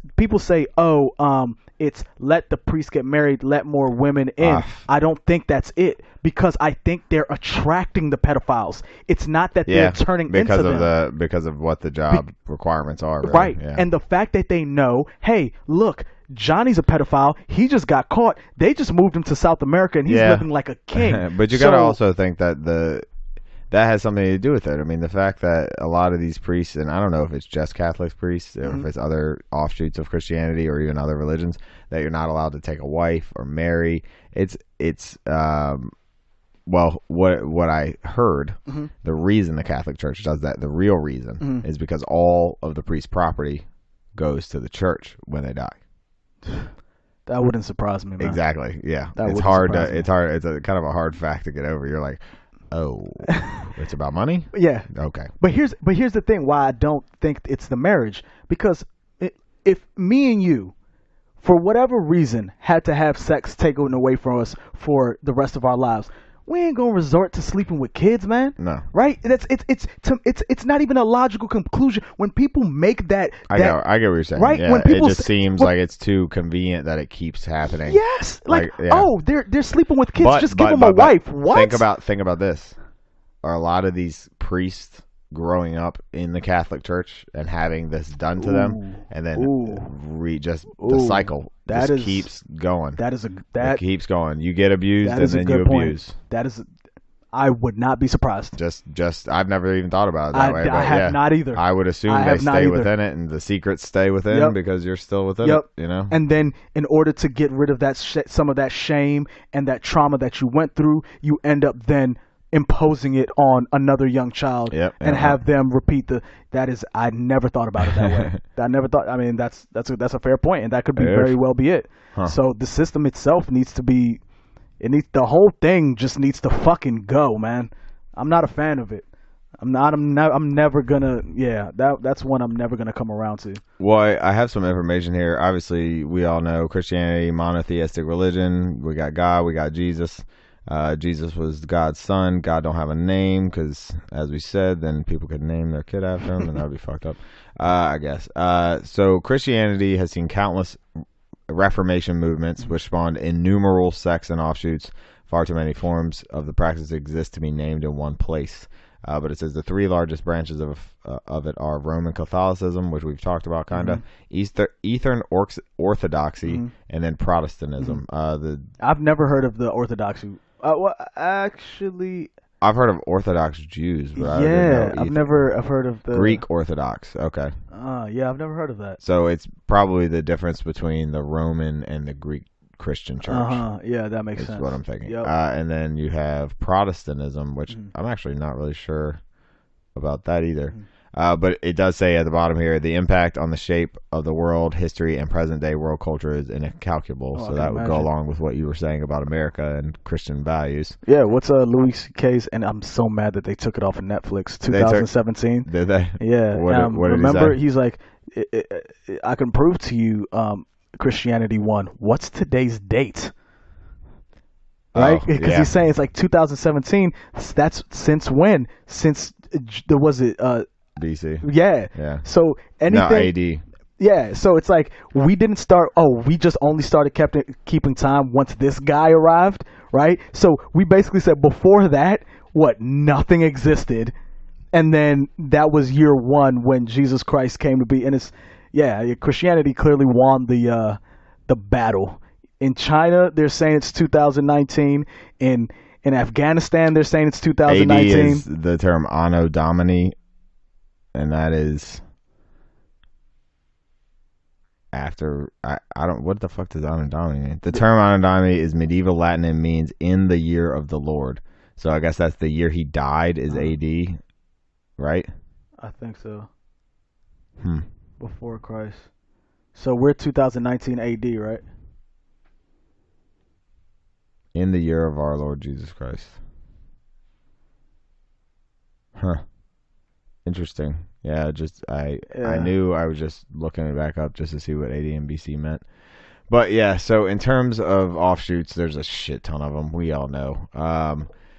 But craziness, I mean, you got the burning bush, you got the virgin birth, you got the talking snake, I found some Quora. You ever read Quora, the question and answer thing? Like when you have a question on Google. Yeah, I love that. I got this, what is the weirdest, craziest religions? And this guy's response, classic. Craziest, subjective, and relative. Some people might consider Scientology, aliens, and e-meters to be crazy. Well, that's who we're competing against in this category. So yes, very crazy. Enough. And more than a little cultish. And some might consider magic underwear to be nutty. That's the Mormons. So here's something crazy. There's a religion out there where God says you should be stoned to death for doing stuff like wearing 2 different kinds of fabric or not keeping with the Sabbath. I believe that's Judaism? I think that's Judaism. That's crazy. Or how about this? God makes man, God gives man free will, God makes 1,000 rules for man to follow, man chooses not to follow them, God kills man, child, and all animals, everyone that doesn't fit on a boat. He simplified that pretty well. Yeah, right? It's like he gives man free will, then he gives him 1,000 rules, and then he is like, I'm going to use my free will and say, fuck them rules. And he's like, shit, I got to start over. Actually, that makes perfect sense. I've never thought about it that way. Yeah. It's like, all right, so you played like Sim City or some shit like that. Like you're God in that. You're playing God. Yeah. So like you're doing Sim City and you're playing around with it, and maybe you have people inside the city and you give one dude free will and he just starts murdering everyone. You're like, fuck, I got to start back from my original save. I got to start back from the other save earlier back. That's pretty fucking funny, man. Oh man, but yeah. So, and what about this guy?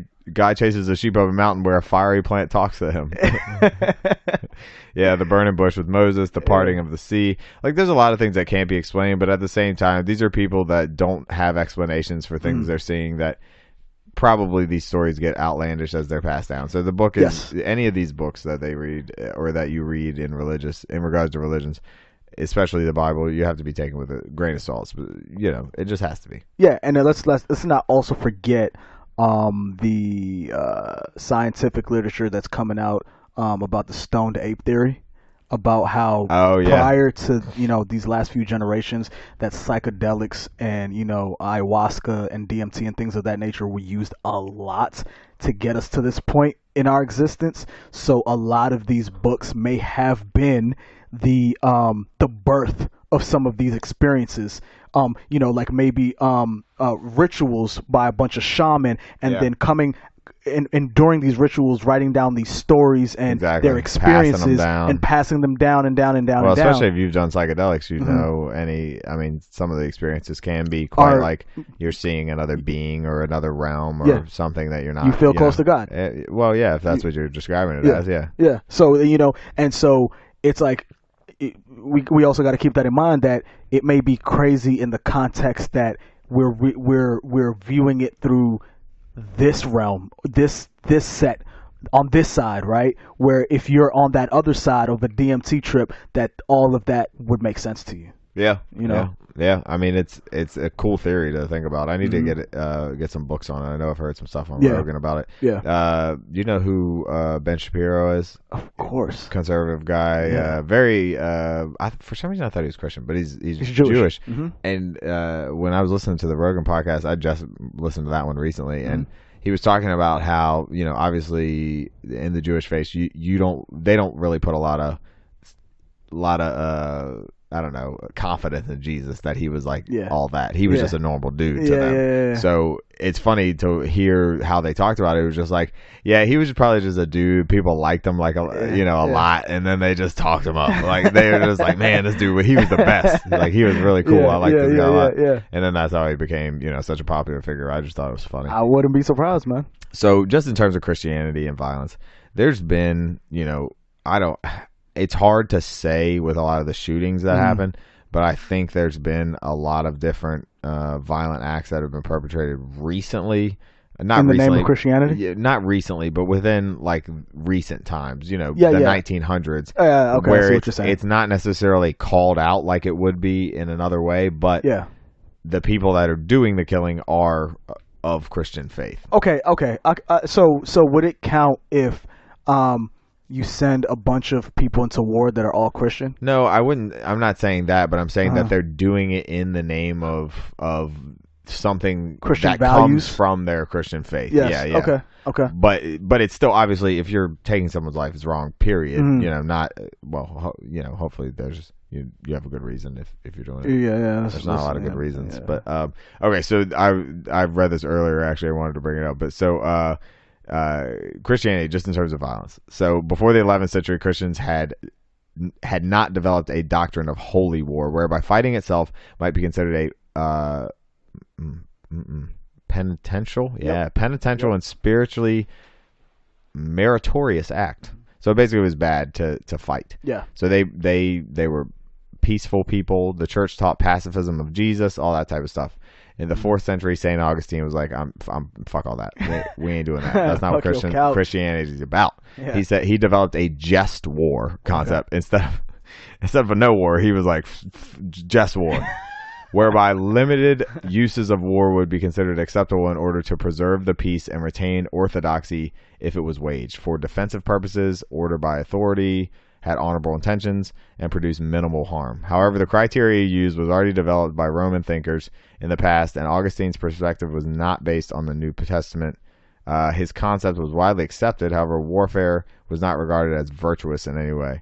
So basically, they started going to war because people weren't Christians. So expression of concern for salvation of those who killed enemies in battles, regardless of the cause for which they fought was common. So people were against it somewhat. They had reserves against it, but there were a lot of holy wars fought that was the 4th century. But this says by the 11th century the church condemned this violence and the warring by introducing the peace of God, which prohibits attacks on clergy, pilgrims, townspeople, peasants, and property.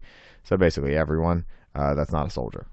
So let's see, they started the killing ASAP. I said, let's get to it, bruh. Yeah, the Crusades is something I was trying to get to. Well, while you're looking for that part, I want to read this sentence right here. It says, today the relationship between Christianity and violence is a subject of controversy because one view advocates the belief that Christianity Christianity advocates peace, love, and compassion, while it has also resorted to violence in certain instances. Peace, compassion, and forgiveness of wrongs done by others are key elements of Christians' teaching. However, Christians have struggled since the days of the Church Fathers with the question of when the use of force is justified. Examples: just war theory and of Saint Augustine. So it's like that struggle between, you know, that initial teaching of being peaceful, good, and then all of a sudden somebody coming in and just saying, nah, there's a time where we need to fuck people up, and then people being morally conflicted about when is it, when you feel like fucking somebody up, and then does that mean I can, or do I have to feel it, or do we have to feel it as a group, or how do we need to feel these feelings to justify going out and slaying a bunch of motherfuckers? Yeah. All right, but they still find a way, right? So yeah, I don't know. I wonder about the mind of a very hardline religious individual. I wonder how you live with your imperfections, okay, while simultaneously believing in what you believe, right? Like I just don't know how your humanity and your imperfections mesh with your belief in being created in the image of God. Do you know what I mean? I wonder how you make those two things exist. Like, okay, God, you made a perfect creature. I'm made in your eyes. I'm this great godly thing. But I really want to go home and jerk off, and I'm probably gonna do that. Like, I just don't know how. I wonder how those two things live together. I've always been curious about that, like how those truly fundamental Christians make those two things mesh.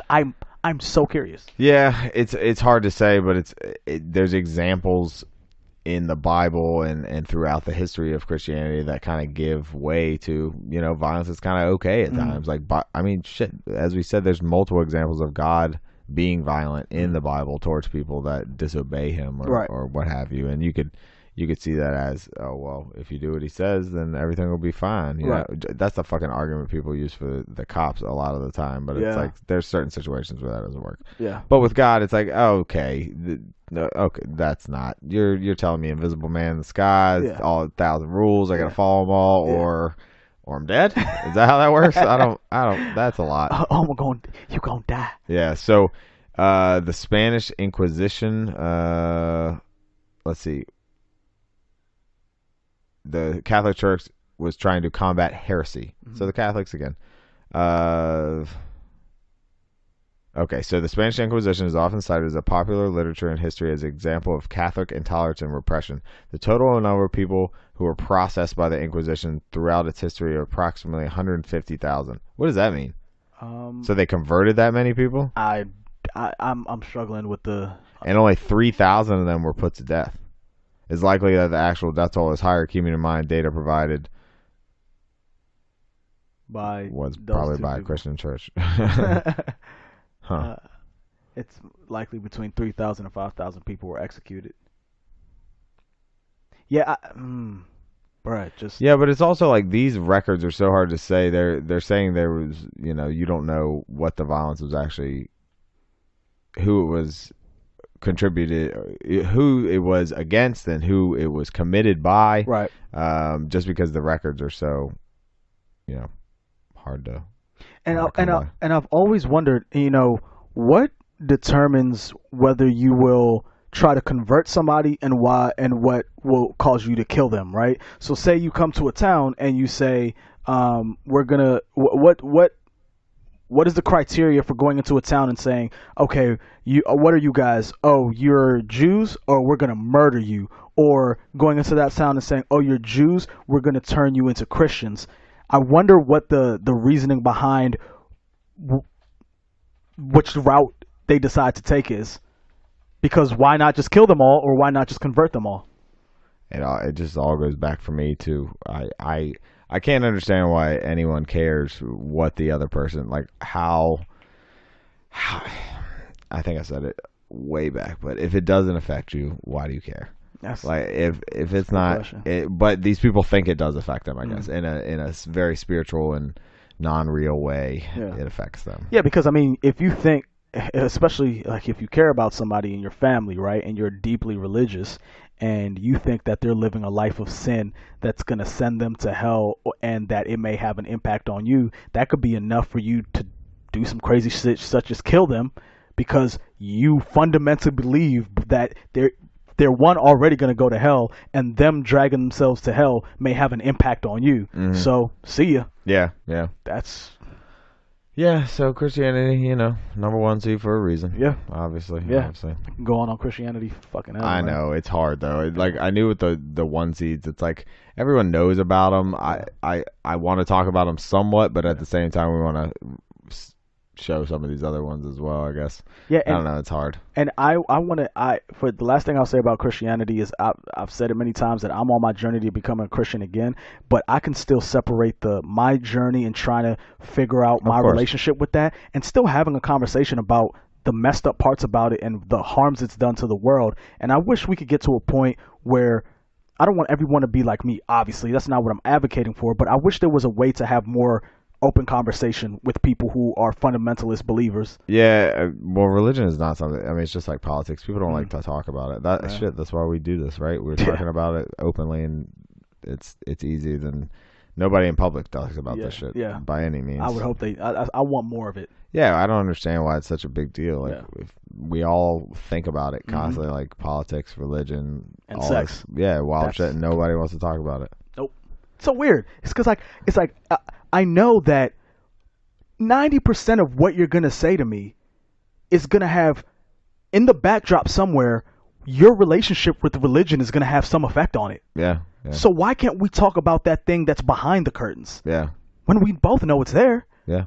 So it's interesting, man. So let's get into the one that I wanted to get in. Scientology. So I got like a top 10 list of their some of their craziest beliefs. So Scientologist, shit, we gotta say what that is actually. Yep. You got something on that? I can pull it up. What Scientology is other than Tom Cruise's personal fan club, I guess. Dude, they love him. Google won't even finish the word Scientology for me. What do you mean? Wait, try typing you know how Google always finishes a word for you? Try typing in Scientology into Google and see if it lets you, if it'll finish the word for you. Well, I guess.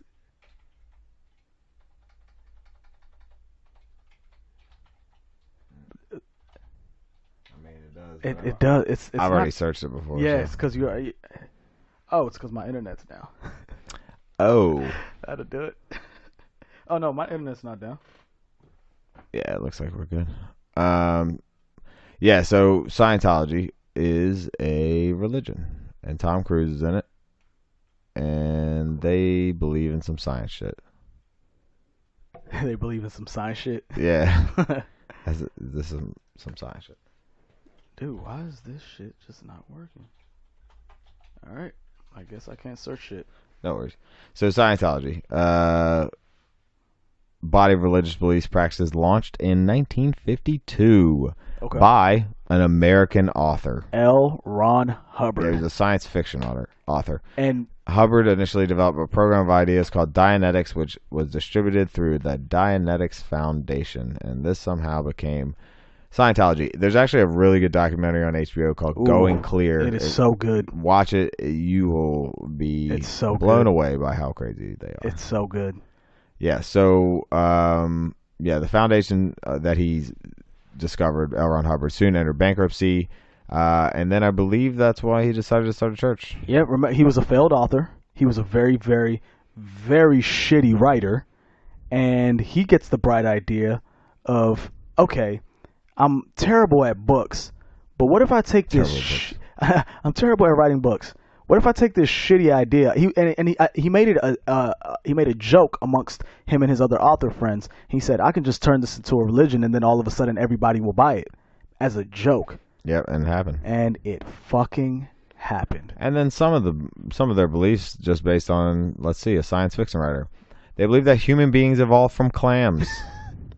They believe that Earth is inhabited by alien thetans, which live among us disguised as humans. Okay. They believe that all psychiatrists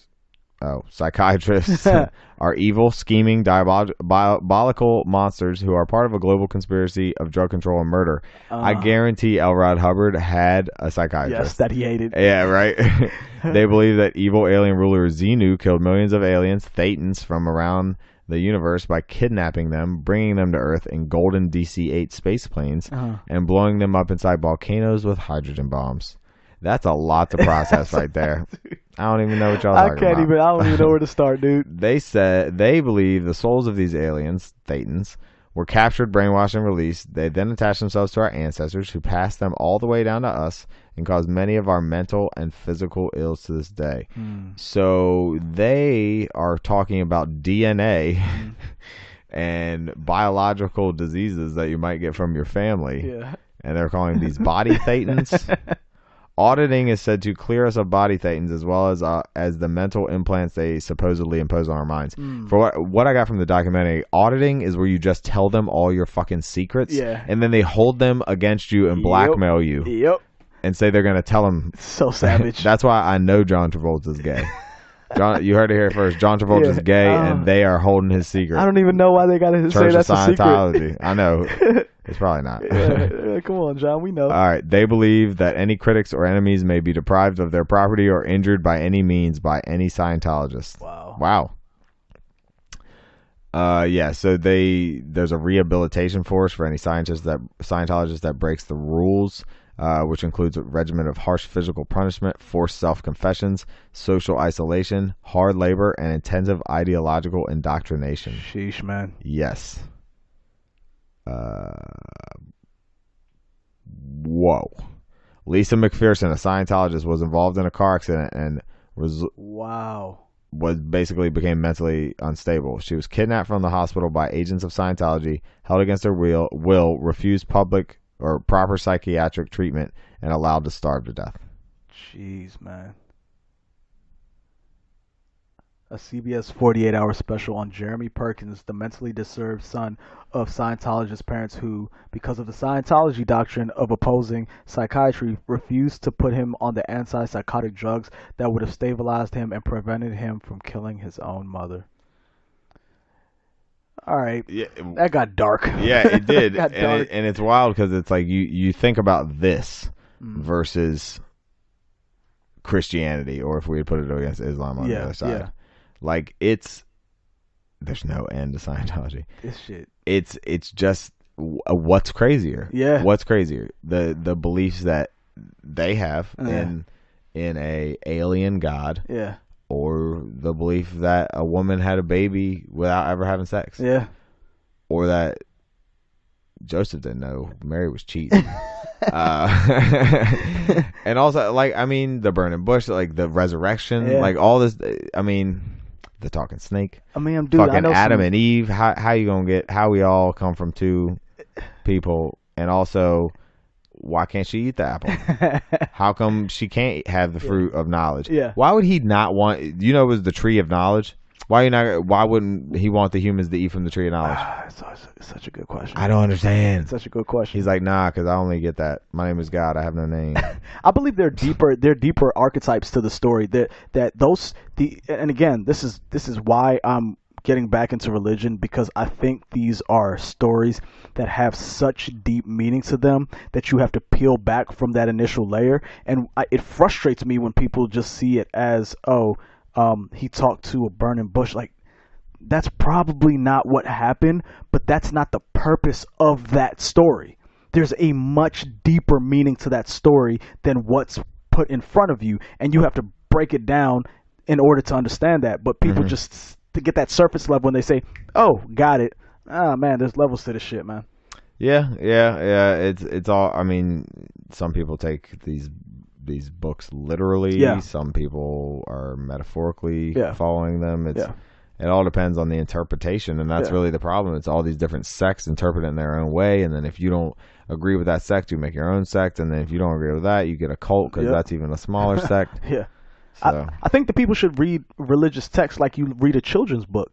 Children's books are so they tell stories so well, but they use these crazy analogies, and you have to read into the deeper meaning in order to translate it. And the reason that children's stories work so well with children and why they want to hear them so much is because they have this rich meaning to it that a child cannot verbalize in the moment, but then when you look back, you're like, oh, that's what the Lion King was talking about, of going on the journey to become a man. Yeah. Like, you don't realize as a kid, you're just watching, oh, this is a cool cartoon movie. You don't understand why you love that movie so much, because there's a deeper meaning to it. Just like the Harry Potter books. You think these Harry Potter books did so well just because it was a cool story about magic? They had a deeply religious context to them that so many people could relate to.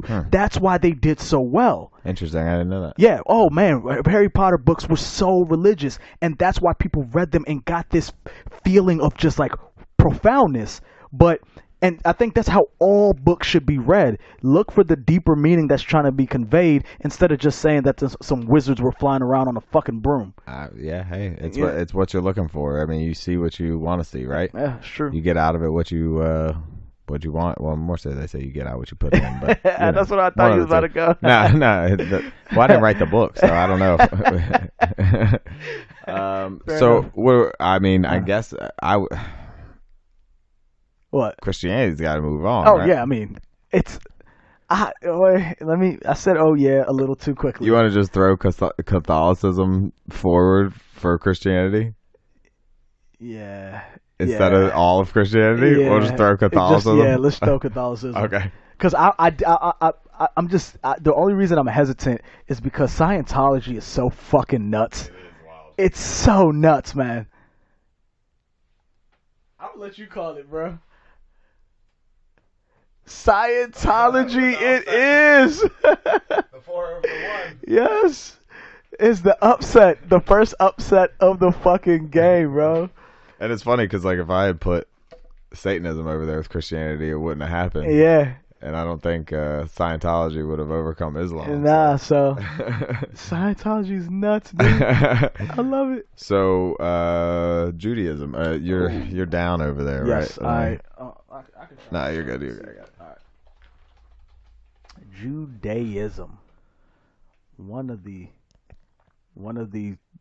religions most talked about because of a little something that happened in Europe a little while ago. Yes, and I don't know if that can't really make them crazy by any means. I mean, that is a crazy thing that happened to them for sure. In their history, that makes them, I mean, the most empathized with religion, I think, of all time, for sure. Yes.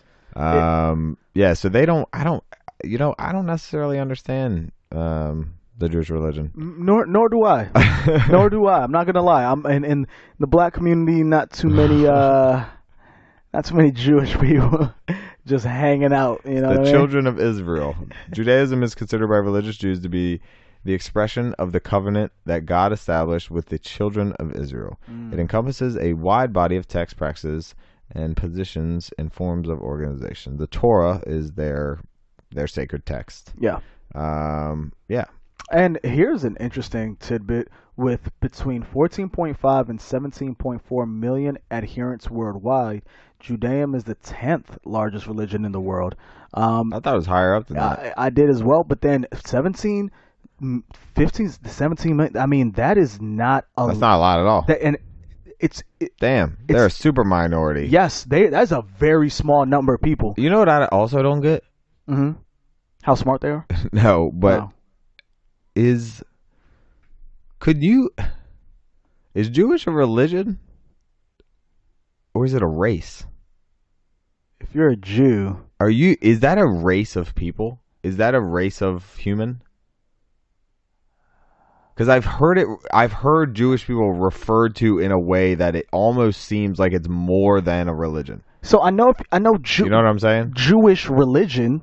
So it's a religion, but if you're, I need a Jewish guy. And the culture of the Jewish people. Yeah. It's a religion and a people? An ethno-religious group. What the fuck does that mean? And a nation. Originating from the Israelites and Hebrews. So No, so they're Israelites and Hebrews. So Judaism is the ethnic religion of the Jewish people. Yeah, no, wait. Jewish ethnicity, nationhood, and religion are strongly interrelated. So, yeah, you can be Jewish is an ethnicity. Mm-hmm. See, I always thought that because it's always referred to in a way that it's like, oh, there's a borderline there. I'm like, whoa. Are you saying race? Yeah. Or are you saying a religion right now? Yeah. Isn't it weird that... Like when... Normally, who else says I'm a Jew? Like I don't know if that's derogatory. I'm sorry. Why? No, no. I know it's feel not, like it is, right? Not, that's the question. Before you started your statement, a Jew. I know, right? I was gonna ask, why is this? But like, if you're a Jewish person, if you say I'm a Jew, like it seems like you're saying it in more of like a racial aspect, like it's your ethnic group. Yeah, because what other religion says I'm a Christian? Like, but you don't. Like you tell someone you're a Christian, but it's not like your whole thing. I don't know. It just I don't know how to explain it. So I think I see what you're saying. When somebody goes, I'm a Christian, and they identify that way, they tend to be on the extremer versions of Christianity. But when somebody says I'm a Jew, it's more. You don't have to be on the extreme side of Judaism in order to say, hey, I'm a Jew. And why is it that word that's the only thing you can call somebody that's not a slur that sounds like one? Why? Yeah, I don't know. Oh, he's a Jew. Like what? But that's like, whoa. Even if it's a fact, whoa, that's offensive. Whoa. What is it about that word? Not the J word, man. Calm down with the J's. Got some hard J's over there. Oh, simmer down, bud. Yeah, that's fucking. Calm down with some hard J's. It's aggressive. You have to mark this thing explicit. Not like every other word isn't fuck. No bullshit, right? But yeah, I've always in terms of violence. That.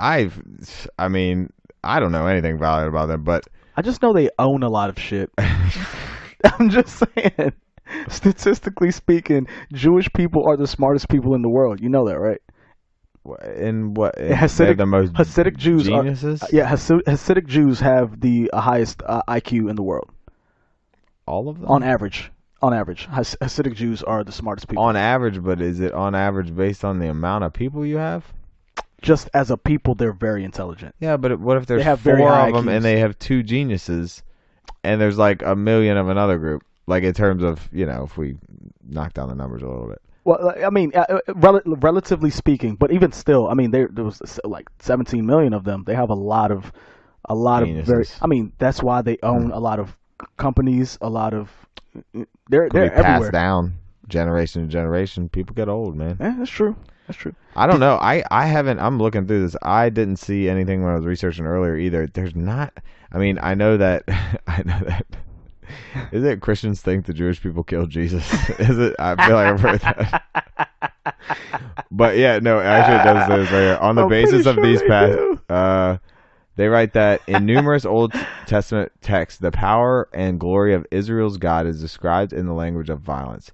They assert that more than 1,000 passages refer to Yahweh as acting violently or supporting the violence of humans, and that more than 100 passages involve divine commands to kill humans. That sounds like the Bible. Yeah. On the basis of these passages, some Christian churches and theologians argue that Judaism is a violent religion and that the God of Israel is a violent God. I mean, they're just all doing this shit. They're all going back and forth. You're the worst. You're the worst. You're the worst. And we're just going to be like, nah, we're going to say who the fucking, not the worst is, but who does the craziest shit. Yeah. Yeah, that's... I mean, just from what I'm saying, they don't do a lot of wild shit. No, I mean, they have in the past, but certainly not now. They don't do no wild shit. There was a couple of religiously mandated wars, it sounded like, which often contain explicit instructions from God to the Israelites to exterminate other tribes. Okay. These wars of extermination have been characterized as genocide by several authorities because the Torah states that the Israelites annihilated entire ethnic groups or tribes. Wow. The Israelites killed all Amalekites, including men, women, and children, and Israelites killed all men, women, and children in the Battle of Jericho. Oh, this is all in the Bible. Yeah, and the Israelites killed all men, women, and children of several Canaanite tribes. Well, shit. However, some scholars believe the Jews that these out here wiping out exaggerated or metaphorical. The Jews out here wiping out whole ethnic groups. Like, you're never gonna have another Amalekite in the world, man. You don't know. They could have been like half T-Rex or something. You don't know. Where them kites at though, man? The Cainite tribe, like where they are. What's the other one? It's where they they didn't have the other one's name, I don't think. Yeah. But, Israelites. Yeah, why did I say Israelites? That was so dumb. Israelites. Shit. You did that earlier. I did not comment on it. Shit. So, all right, it also says Zionist leaders sometimes use religious reference as a justification for the violent treatment of Arabs. Arabs in Palestine. We're almost 2.5 hours in. I know, dude. On several occasions, Palestinians have been associated with biblical antagonists, the Amalekites. Nah, they haven't, because their Amalekites are dead. Because the Jews killed them all. The Jews wiped them off the face of the fucking earth. And I had no idea. Back in the day, they were ruthless. They were savages, bro. Now they're like, let's calm down. Yeah. So, not a lot to go on there, really. Mm-hmm. Buddhism... I said Hinduism was the most peaceful of all. Actually, nah. We gonna get into some shit with Buddhism and violence. Okay. Yeah. Self-inflicted? Nah. Other motherfuckers. Oh. They don't like Muslims, bro. I have heard that. Yeah. Yes. So what do you got on that? My computer's not working, so I can't. Oh. Yeah, but just no head knowledge. Yeah. No head knowledge at all. Just out here winging it. Hold on, I just read. It encompasses a variety of traditions, beliefs, practices. Obviously, 520 million followers, 7% of the world. Largely based on the original teachings attributed to the Buddha and the resulting interpretive philosophies. Buddhism originated in ancient India as a Shramana tradition sometime between 6th and 4th centuries. This is pretty fucking old. Yeah. I was gonna read that. That sounds cool. Go ahead. Most Buddhist traditions share their goal of overcoming suffering and the cycle of death and rebirth, either by the attainment of nirvana or through the path of Buddhahood. That's what everybody's looking for. I never heard of the path of Buddhahood, but that sounds sweet. That sounds so fucking cool. Damn, I might have to move them on to the next round also, because Jews didn't do nothing. Except for wipe out whole tribes. Gotta go to the Buddhahood, bro. After this, I'm gonna, slide down to the Buddhahood. So there's... Let's see. Violence against religious minorities. Yeah, so the Sinhalese Buddhist nationalists, that's who you've heard about? Mm-hmm. Yeah, but Buddhists are all different countries, so... Yeah, because there was a monk in... the Dalai Lama might have been on 60 Minutes, and they were questioning him about the violence against Muslims. I think it was in Burma or something like that. I think I'm misspeaking. And they were trying to corner him on like, how do you feel against Buddhism is supposed to be this peaceful thing, but they're committing some pretty violent atrocities against people. But yeah, I really didn't know much about that actually. And this is talking about Sri Lanka. Something happened back in 2012 in terms of an attack. Violence committed by Buddhist monks against Muslim and Christian places of worship. These acts included attacking a mosque, unfortunately taking over a Seventh-day Advent church and converting it into a Buddhist temple. Jeez, damn. Man. So they're just like, nah, this ain't a church no more. But they didn't hurt anybody?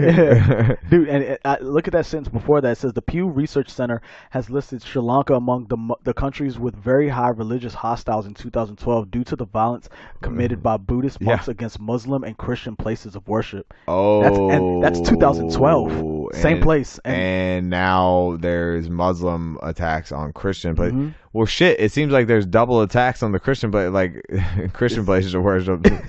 It's going down over there, bro. Damn. And you would never think, because you think about Buddhism, you think about, inner peace and just... It looks like the Buddhists have... I mean, this is Buddhist violence in Japan. Mm-hmm. I mean... I think Buddhism might move on, bro. Well, yeah, I'm thinking that too, because I don't think the Jews can have much for them, unless, although they might wipe them all out off the earth. So you never know, because that's how we're just positioning this as like a war now. It's like, who's gonna win the religious war? Yeah, man. That also when I started hearing about the Buddhist violence, it completely confused me. I was like, that makes absolutely no sense. It's like the opposite of everything they're supposed to be. Yeah, well, at least when everything you hear in the mainstream pop culture about Buddhism is like, oh, yeah, so peaceful and being like just meditative. Yeah, I know I did see that. There's a I might as well pull it up. Let's do it. Because if you take too long, I'm gonna start getting into the Obama deception and go down that rabbit hole. But I don't want to do that. Keep the show in its segment. The burning monk, yeah, from Vietnam.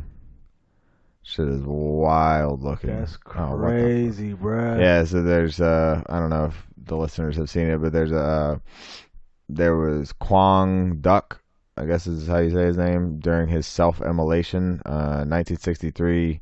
It won photo of the year, but he took a can of gas, poured it all over himself, and set himself on fire in the middle of the street to protest. I believe it was the Vietnam War. Damn, dude. Yeah. Burning monk, self-immolation. Yeah. That's an intense picture. I see why it wants to bring attention. To the repressive policies of the Catholic Diem regime that controlled the South Vietnamese government at the time. Oh, it had something to do with Vietnam. Whoa, colored version. That's crazy, bro. Whoa. It's like they caught it right as it was making contact with his skin. Yes. Wow. Yeah. But yeah, so we got in the final four. I know that took a while to get down to, but we got Mormons on one side, we got Muslims on the other, we got Scientology on the other, and we got Buddhism, because we had no idea Buddhists were fighting like that. It's going down, bro. So I mean, we did go through all of them already, so we can just kind of skip to the end, I guess, of what we think it's going to be. What do you think on the left side, Mormonism and Islam? I think I'd have to go with Islam. Yeah, I mean, unfortunately, that moves on for obvious reasons. But Mormons, you can keep your magic underwear; it's cool and stuff. and keep soaking. Yeah, sounds like a great idea. And then on the other side, what you got? Between Scientology and Buddhism, I'm dude. Oh.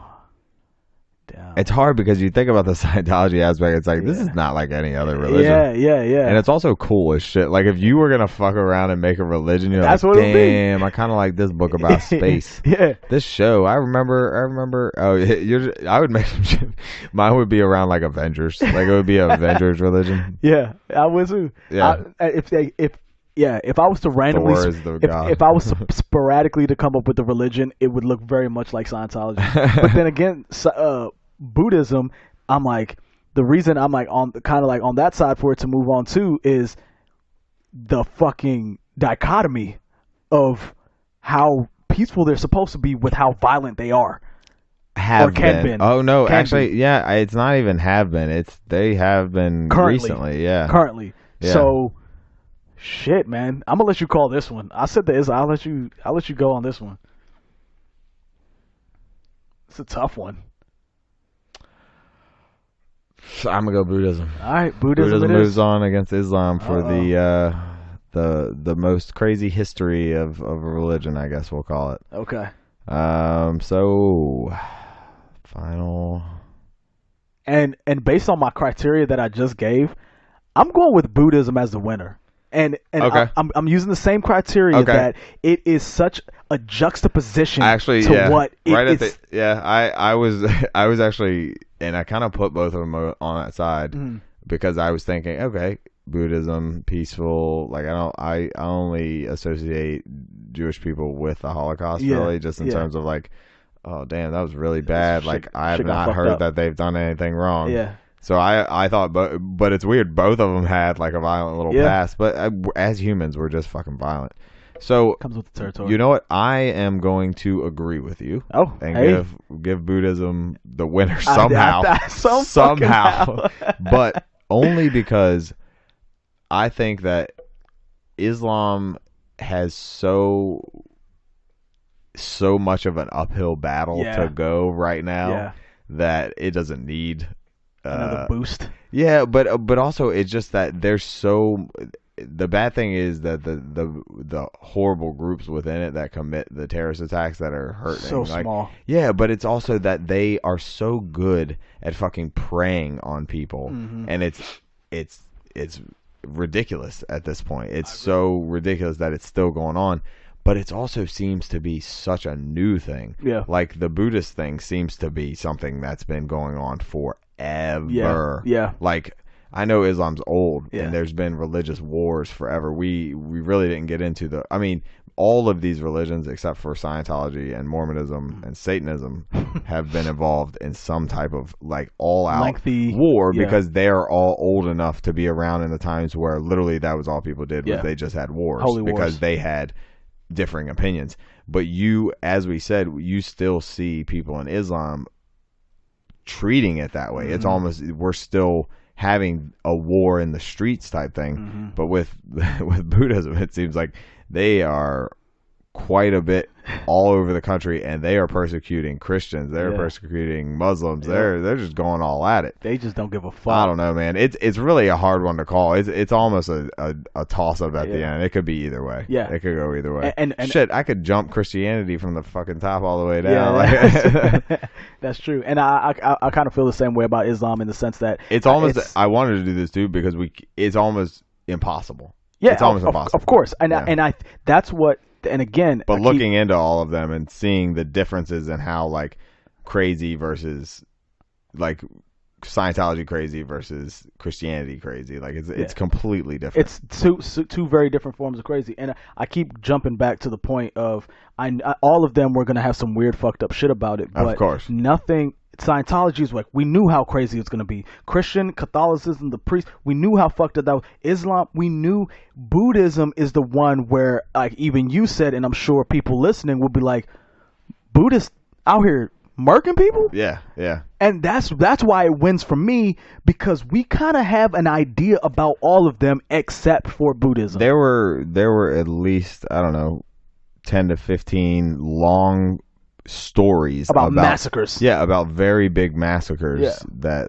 Buddhists had committed against other religious groups. That shit throws me, bro. I didn't know. Yeah, I had no idea. That shit throws me. But so and again, you know, I'll be the one to say here, ain't nobody piling on Islam or Christianity or any of these other religions. No. I think we both have a big interest in all of how people operate, why they do what they do, and I mean, I minored in religion in college just because I was so interested in everything that's encompassed in this. Yeah, and it's there's parts of all human beings I don't appreciate. Yeah, of course. So I mean, we're just calling out the religious ones right now, I guess.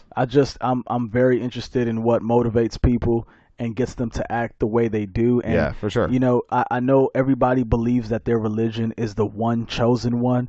But just think about it like this. If your parents had decided to move somewhere else in the world, you would be just as adamantly a believer of that thing as you are this thing.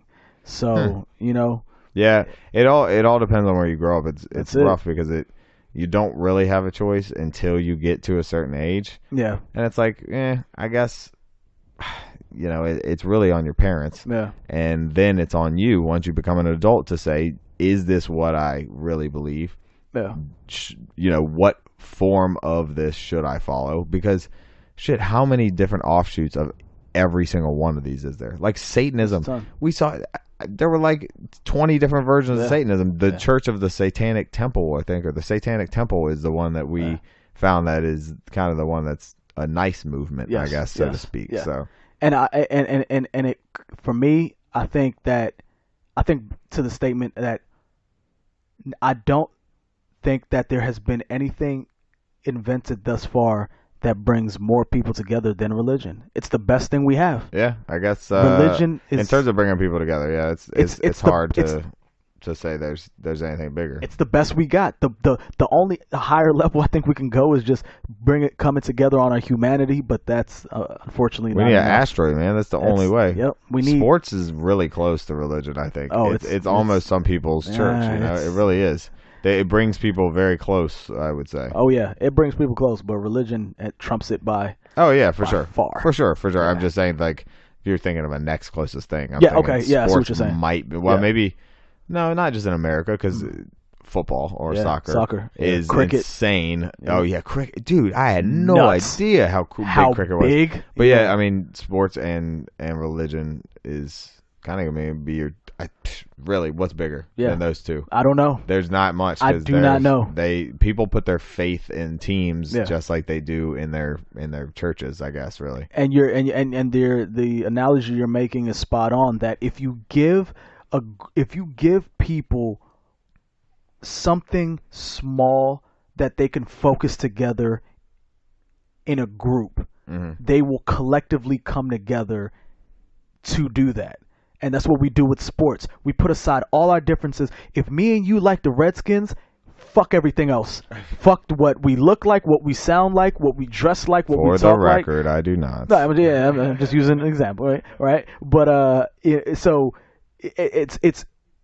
it's funny how that can happen, and to me, it goes without saying that if you gave us something outside of humanity, outside of Earth, to focus on, that all of a sudden nobody would give a fuck about our differences, and I don't know why we can't just But then you got people like Mormons and Scientologists saying, "Hey, we were right the whole fucking time. We told y'all the Thetans were coming out." Yeah. But I don't even think that's one of the scenarios where I told you so just wouldn't suffice. It would not. No, not in that. We're like, come on, dude. I don't even think they would want not talking about that. I don't even think they would zap this man, alien. Zap him away, just like the aliens in Mars Attack. You can zap me too. I just want to watch you zap this motherfucker first. That's it. Just give me that before I die. Goddamn. Oh man. Yeah, man. Oh man, this is one of the longer ones we've done in a while. Yeah, it was fun. I like it. I did too, man. This was a good one. I'm not sure what the next one will be, but we'll hit you guys next week and give you another one. But it was good times again. And what else? You got anything else for him? Nah. We took a couple weeks off. We'll try to keep y'all up to date and feed y'all ears with our hot shit, our hot takes, and we look forward to blessing y'all ears again, man. Counting my bullets, I'm loading my clips, I'm writing down names, I'm making a list, I'm checking it twice and I'm getting them hit. The real ones been dying, the fake ones is lit. The game is off balance, I'm back on my shit. The Bentley is dirty, my sneakers is dirty, but that's how I like it. You all on my dick, I'm all in my bag, as hard as it get. I do not store powder, I might take a sip, I might hit the blunt, but I'm liable to trip. I ain't popping no pill, but you do as you wish. I roll with some fiends, I love them to death. I got a few mil, but not all of them rich. What good is the bread if my niggas is broke? What good is first class if my niggas can't sit? That's my next mission, that's why I can't quit. Just like LeBron, get my niggas more chips. Just put the rollie right